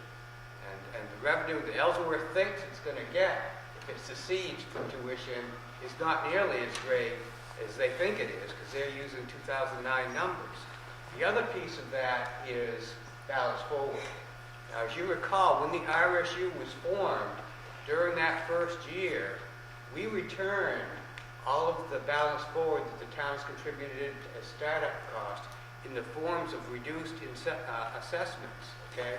So when we went into that second year, we had no balance forward. So I think if you went back and tracked it, you'll see that the biggest increases in that difference of $500,000 over 5 years was in balance forward this year. If you look at the balance forwards for the districts that formed the RSU in 2009, I can get this information to you.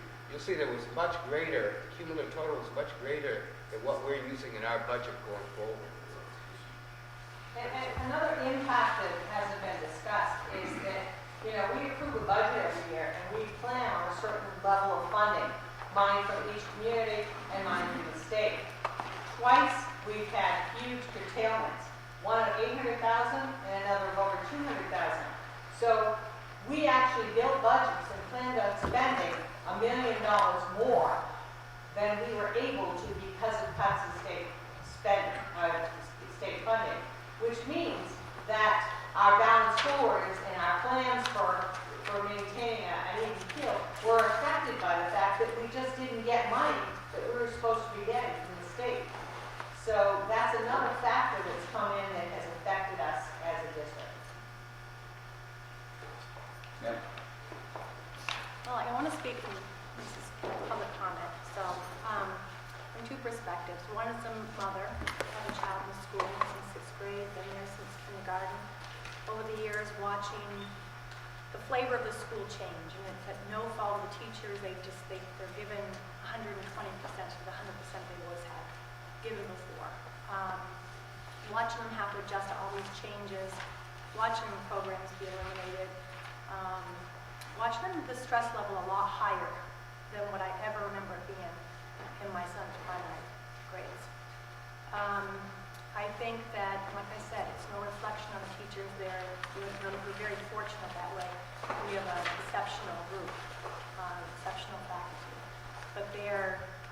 doing all they can do and then some.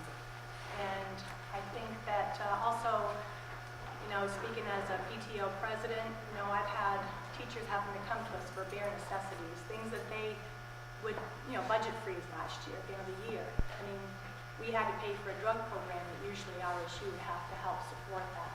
There's just things that the simple needs that the school still has to have. And even though we're in this, Hancock's got this plus dollar figure, we're still told they can't do certain things. They can't have the money to do the programs that they were budgeted for because of the freeze. These are frustrating things for not only the school, the people who work there every day, but for the parents that see it. And for us members, PTO, who have to work extra hard to raise money to be able to fund things that you guys are either not funding or can't, whatever the reason, when you put the freezes on things. But another thing I want to say is we're forgetting we're not the only town possibly opt out of this RSU. We've got Lemoyne and Ellsworth that may get the votes to go. Where does that leave Hancock? If we don't get the votes, Ellsworth out, Lemoyne's out. Where does that leave us then? The big burden's going to fall on us. I'd like to address the first part of your comments because, I think it's really unfortunate that last year, on December 28th, we got word from the state that they were going to take $235,000 away from us that we were planning on spending. The problem with them doing that on December 28th is that we had no options about things that we could cut that wouldn't get to the level of teachers and students, other than eliminating positions. And we didn't want to do that because state curtailments are a temporary thing. So what happened was, it was December 28th, we couldn't just say, okay, we won't put in that new flooring, we'll wait and do it next year. Or we won't do this, we'll do it next year. All those things were done. We couldn't defer, say, buying library books or buying a new textbook series because those things were done in October or September. And so here we are on December 28th, and we have to somehow, we cannot spend more than our budget. We certainly were not going to go back to the voters and ask them to give us more tax money. Somehow we had to absorb $235,000 in cuts. And in December, it's very difficult for us to do that because any of the things that we might have made, deferred or what have you, had already been done. So we were faced with, how do we get through this without permanently impacting programming? And so we did do things, like we cut back on the number of trainings that we did with teachers going to workshops. We cut back on field trips. We cut back on some of those other activities. It's not that they weren't valued or that we wanted the PTOs to have to raise money for that, and we truly appreciate that you did step up and do that because it made a difference in your school. But the fact of the matter is, we were against the wall with not a lot of choices and having to find someplace where we could save $235,000. And we did do things like when positions emptied out, we didn't fill them. So through attrition, we did save a good piece of that money. But it was really a very difficult situation, and it certainly wasn't that the school district wasn't willing to fund those things. It was that we did not have the money to fund everything that was in our budget, and we had to set priorities. And unfortunately, some of those things had to... But where's the $9 million in savings? And what about that money?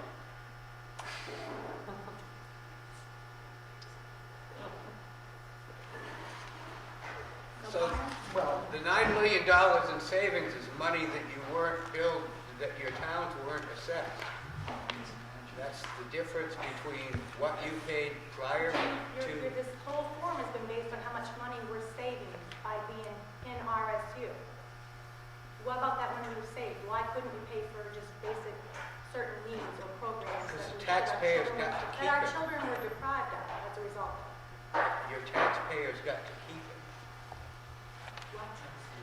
We didn't. Really? Our taxes They went up did. to RSU, so don't try to say that we got to keep our money. No, that's false. Sir. I guess I'll make a comment.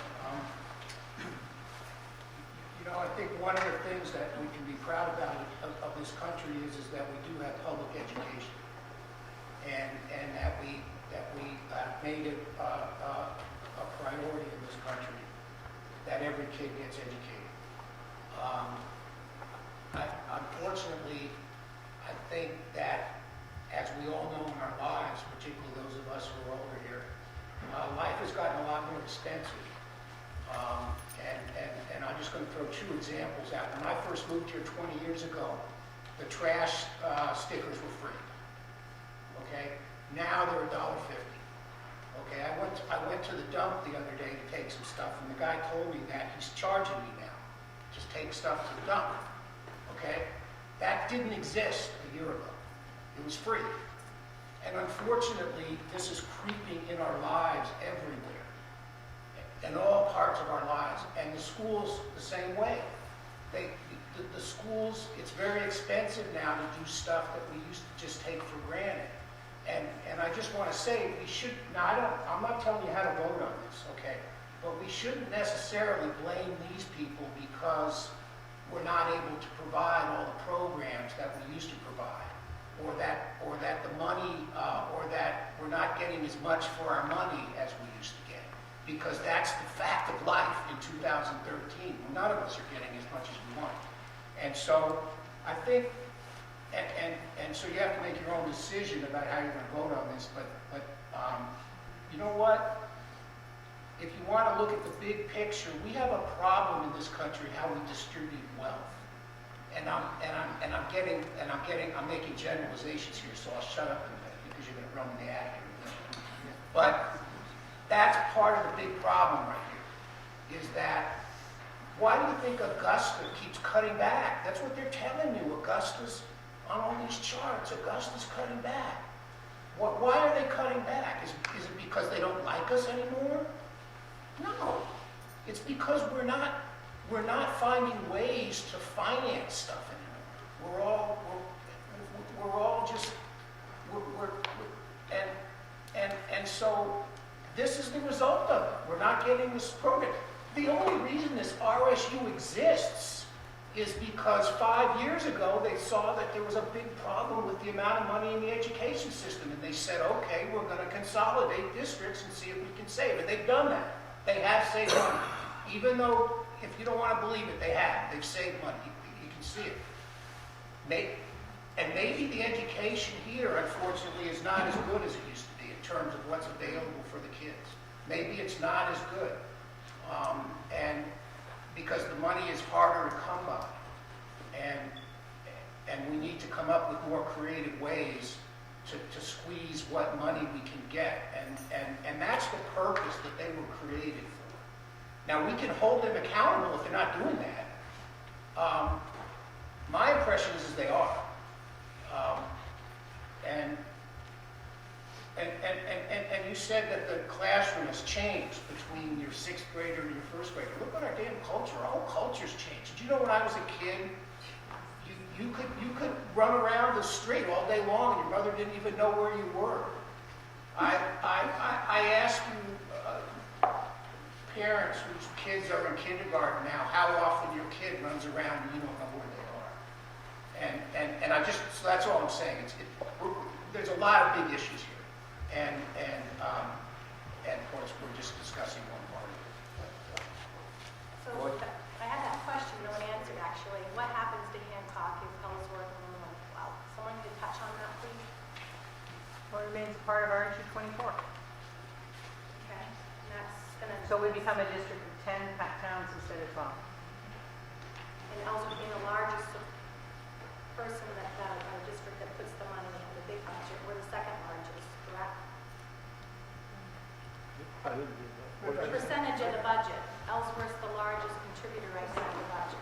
And they pay 33% of the budget, they use about 1/3 of the services, so it's a wash. They leave, they take their money and their services, it's a wash. Roy, did you have something? I did want to address that a little bit. If any one municipality does withdraw, or any two, the RSU is still going to be the largest district out of everything that remains. With Ellsworth, Lemoyne, and Hancock comprise, I think it's about 46% of the district as a whole. I'm a little shaky on the number. But the RSU will still be the largest district and has the greatest cost savings if even Ellsworth does leave. And nobody's mentioned this so far, so I'm going to bring it up so it doesn't look like we weren't. When money goes into the formula, as well as the rest of the communities in the RSU. But someday there is going to be a time so that Hancock will not be bearing the full brunt of that cost. Now that may not be next year, it may be 5 years down the road. You may end up someday getting a new building. I don't know, no one does. But that's something just to look forward to, that if Hancock is by itself, they will be facing on their own if they're not part of some other district. Sir? I'd like to back up a minute to the state aid, and this has no reflection on the RSU. First of all, I wanted to just say that I have a lot of respect for all you board members, and I'm kind of unfortunate that it seems like we're in an adversarial position, but I know you guys have to go through this 3 nights in a row. We're only here 1 night, and I don't know whether you're paid or not, but if you do, you're underpaid. So there's a lot of respect. We're here for the same purpose, and that's to benefit the taxpayers and the children, primarily the children. That said, going back to the state aid, which again has nothing to do with whether we're in the RSU or not in the RSU, but the injustice of the method of distribution of the state aid. When the state aid is calculated, each member of the RSU gets the benefit of the state aid calculated for that town. That results in the taxpayers paying different amounts within each town.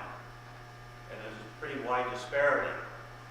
For example, for the fiscal year ended 2013, Waltham, their taxpayers had to pay $6,972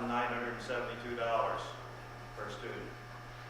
While in Steuben, they had to pay $12,797. Hancock was $11,013, and the average was $10,141.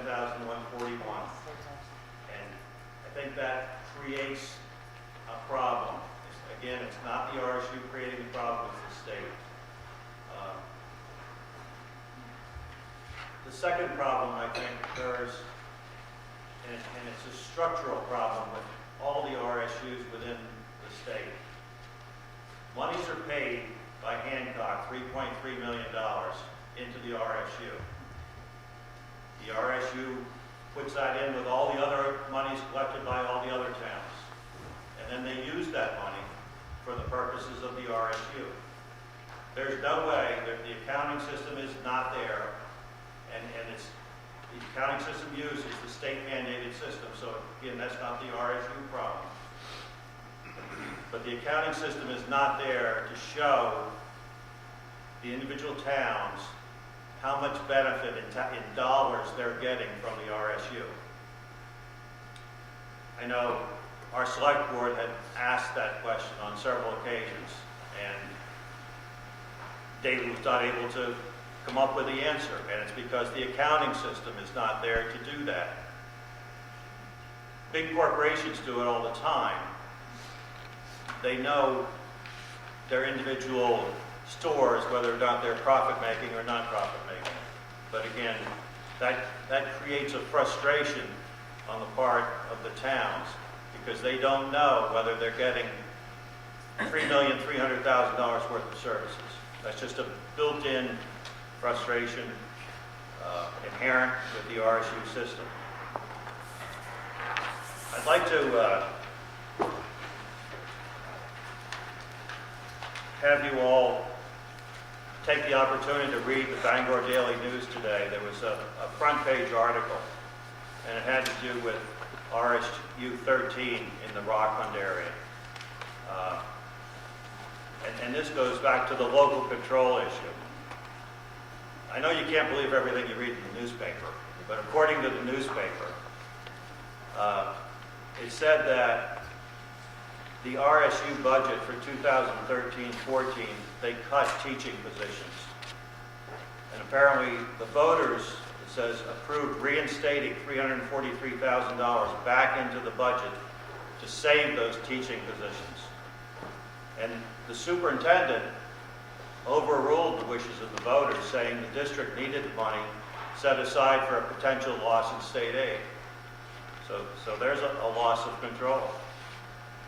It also said that RSU, the school board, is contemplating the consolidation of elementary schools to save money.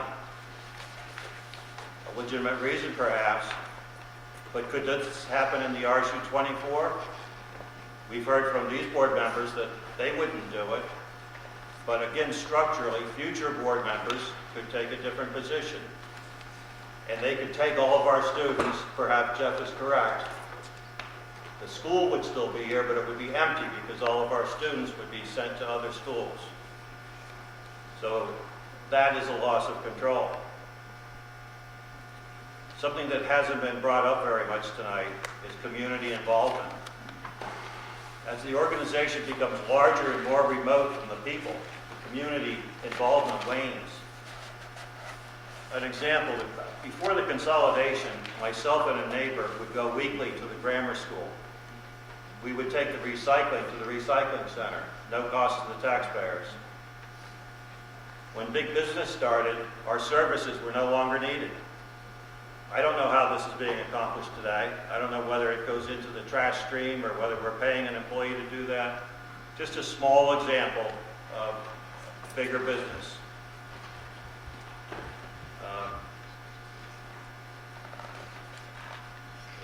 My next point was covered pretty extensively, so I'll skip over that.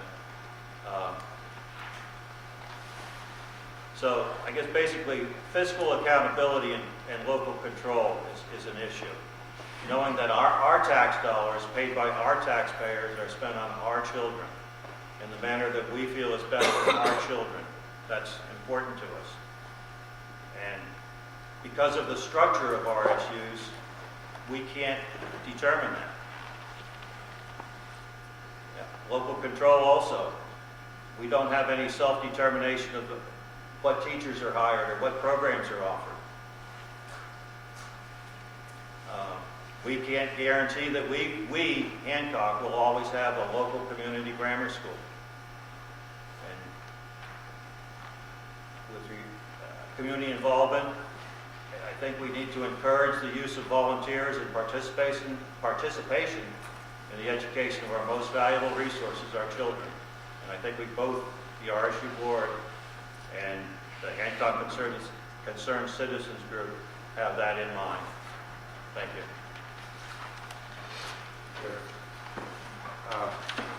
I'm Gary Hunt. I'm chairman of the Hancock Board of Selectmen, and I was also under this withdrawal law that requires a member of the Board of Selectmen to be on the four-person withdrawal committee. I was on the withdrawal committee that negotiated the withdrawal agreement with the RSU board. But I didn't go into it as an advocate. I didn't have real strong feelings about withdrawal. I went on it because we were legally required to have a member of the Board of Selectmen on that committee, and I was the member of the board that was most conversant on the subject because I was on the board at the time of the consolidation. I went to all the consolidation meetings. I have to tell you, I was very much against consolidation for political reasons, if nothing else. And I didn't like the way the law was imposed.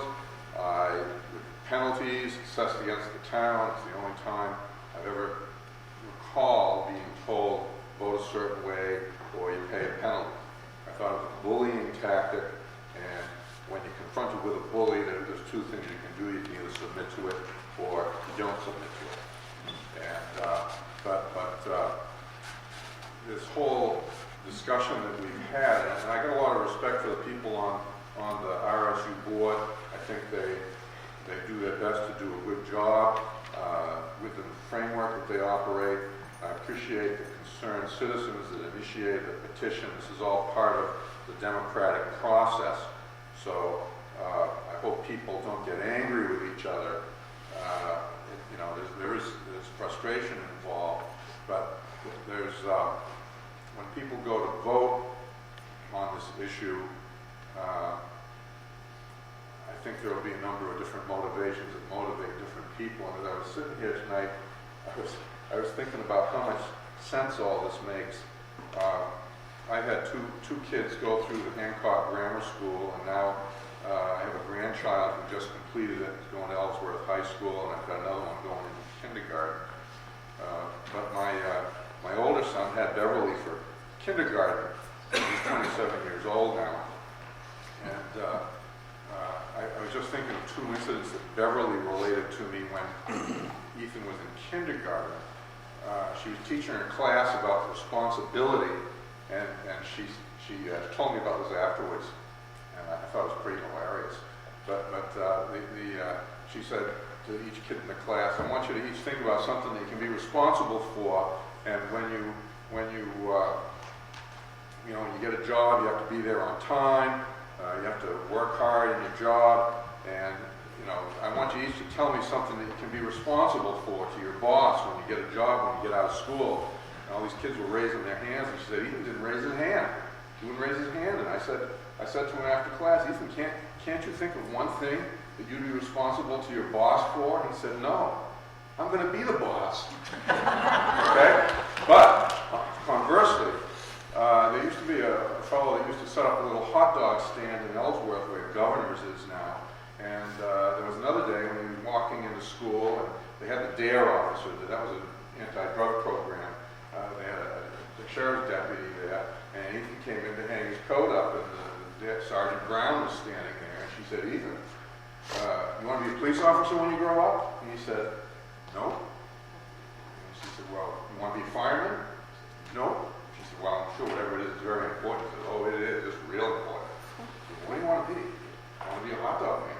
So, you had, make sense of that. And a lot of the stuff that we've talked about, there's two sides to it. And there's an awful lot that still doesn't make sense. We've got these competing interests of wanting to maintain local control. You hear a lot about local control, and you hear about the economies of scale. But, I've said to the petitioning group they've got very good reasons for petitioning to withdraw. But I'd say, they come to a selectmen's meeting, and I'd say, where's the other 1,600 voters in town? I mean, when we voted to consolidate, the vote was 70 to 54. And at that time, I said, where were the other 1,600 voters? Talk about trash collection being free. Well, the reason why we charge we had a town meeting when the selectmen decided to put on the warrant. We're going to get rid of the free trash stickers. They really weren't free. It was costing the town about $35,000 to $40,000 a year to give everybody a bunch of free trash stickers. But this room was packed with trash stickers. They came here about trash stickers, but they're not here tonight. We had about 70 people here the other night. Comparatively, I thought that was a pretty good turnout. But we still have 1,700 voters, and they're not here. So I've got a problem with that. I mean, being a selectman is a continuing. I find a lot of satisfaction in it. Try to make a contribution, but it is an exercise in frustration when you look at the level of or lack of interest on the part of our citizenry. If you take the people here that are connected with the school and the RSU, and you take the petitioners, there are not a lot of people here that came to find out about this, and there really weren't a lot the other night. So where do I stand on this now? I read the other night when we did our public hearing, public education. You can ask what's the purpose of education, but the Maine legislature stated what the purpose of public education is. And we have a lot of reasons, we can all think of a lot of purposes of education, but the one purpose of education that was recognized in our state constitution is this. It says a general diffusion of the advantages of education being essential to the preservation and rights and liberties of the people.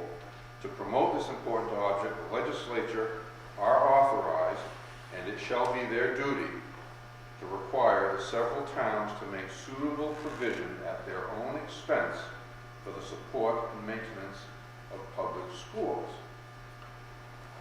Now, I think the consolidation law was a reaction to limited funds, limited distribution of funds by the state.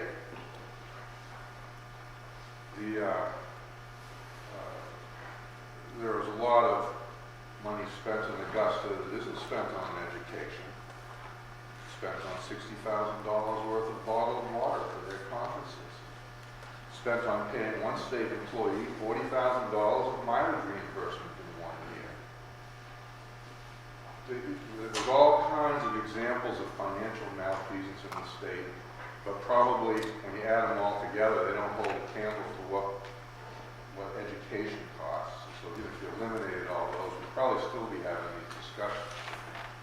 But I have a lot of respect for the town meeting form of government, although I tell you, every town meeting is a disappointment to the turnout that we have. But people do have the opportunity to exercise their franchise to participate in town and debate things at the local level in town.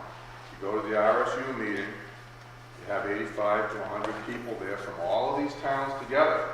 All of them. It's mind-boggling the lack of interest that people show by not going to the RSU budget meeting and by not going to the town meeting. So it's always a small number of people who make things happen at any part of our government. And I guess I'd say that if I was left to decide, who can make decisions for my children, the person that I have the most faith in is myself. I want to be able to make the decisions for my kids, and the closest place to home to make those decisions is at our town meeting. You It may cost more. I look at these budget projections and they're interesting, and you have to have them. You have to have them, but you don't really know what's going to happen with the state, with the distribution of education funds, and that's a moving target all the time. But I guess I'd say that my reason for being in favor of the withdrawal is strictly because I want to have the amount of control to decide what happens in my community. Either way, I don't know if it makes a lot of difference, but that's something that nobody has placed a dollar figure on. What's the value of their citizenship?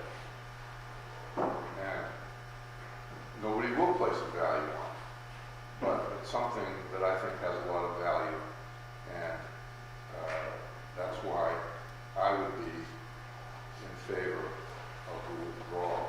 Our Board of Selectmen voted in favor, unanimously in favor of the withdrawal, but we had different reasons. I said, well, let's say why we're in favor of withdrawal. What about local control? One of them said, don't say that. Because to that member of our board, it's dollars and cents. If we can do it more economically, I'm in favor of it. If we can't do it more economically, I'm not in favor of it. So everybody will have different reasons, and that's part of democracy. Democracy is kind of like making sausage. It's not very pretty, but it's the best thing that we have, and I think that you should all think about that. So vote your conscience when you vote on the 5th, and we'll all be here no matter what the outcome of the vote is anyway, and we'll see whether somebody made a big mistake or whether you can even figure out if they made a big mistake. Probably won't be able to tell. I haven't heard any comments with there are any comments that we haven't heard, and I'd like to finish this up. I didn't say from people, I said comments. I don't want to rehash the same thing. If you got something to say that's different than what we've already heard, Clayton, go ahead. I'd like to speak, especially to Hancock voters, especially on Hancock pride and volunteerism. It reminded me the other night when Brett Jones mentioned our sign up there, dedication from Terry Coughlin, longtime supporter of our school and our community, and it got me to thinking, and I was thinking about the time when we, a few years ago, we used to play baseball down on the east side road, 2 or 3 miles down, and softball out here on the grammar school playground. And it was a logistical nightmare.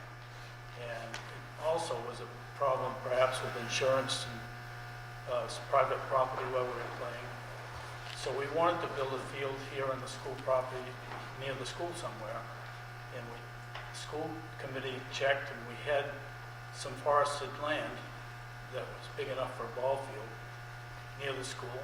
And so Kenny Stratton stepped forward, organized a bunch of volunteers to cut the trees and all of that stuff, and he convinced people to donate to it to the tune of $125,000. And then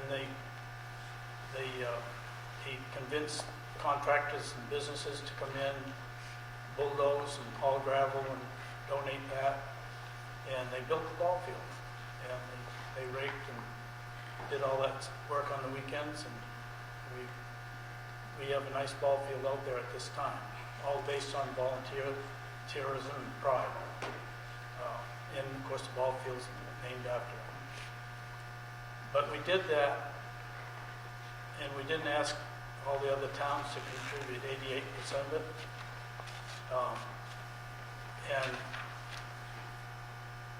We didn't get a grant from the state of Maine. We just saw that we had a problem that we wanted to solve, we pulled together, and we did it. And the community was able to accomplish it. And that's Hancock pride. Thank you. I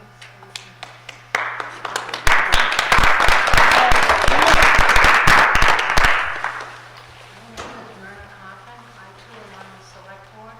50 years ago, this fall, I started my teaching career at Sumner High School. My husband and I are both retired English teachers. Our children have gone to this school. We have a lot of pride in this place also. 5 years ago, I sat here and listened to everyone suggest that if we did not go with the RSU, we'd be left behind. That the RSU was going to provide this and this and this, and our kids needed that. And a lot of folks were very anxious, and that's how they responded.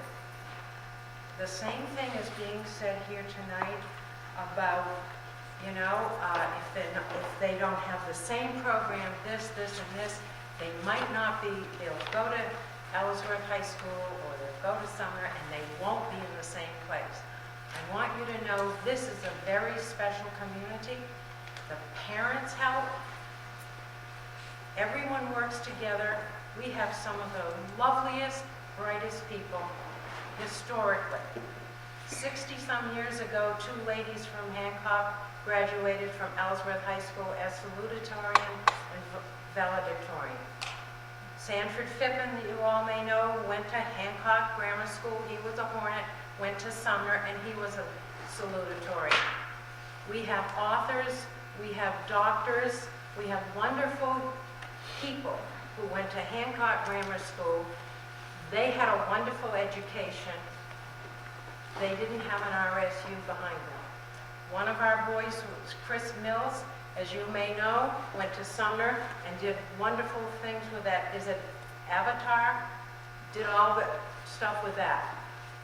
And just recently, a young woman who came to Hancock Grammar School, graduated from Ellsworth High School. I helped her, send her to a half a year in Brazil with an AFS, as an AFS student. That young woman has just proclaimed that she is going to run for the state senate. We have done a wonderful job, and we will continue doing a wonderful job because we have parents who care and people who don't have children in the system but will vote if it means raising the taxes to make this a very, very good school.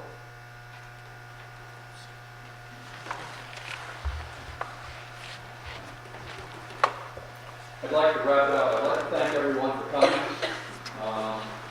And I know that it's a difficult decision on how you're going to vote for some of you on the 5th.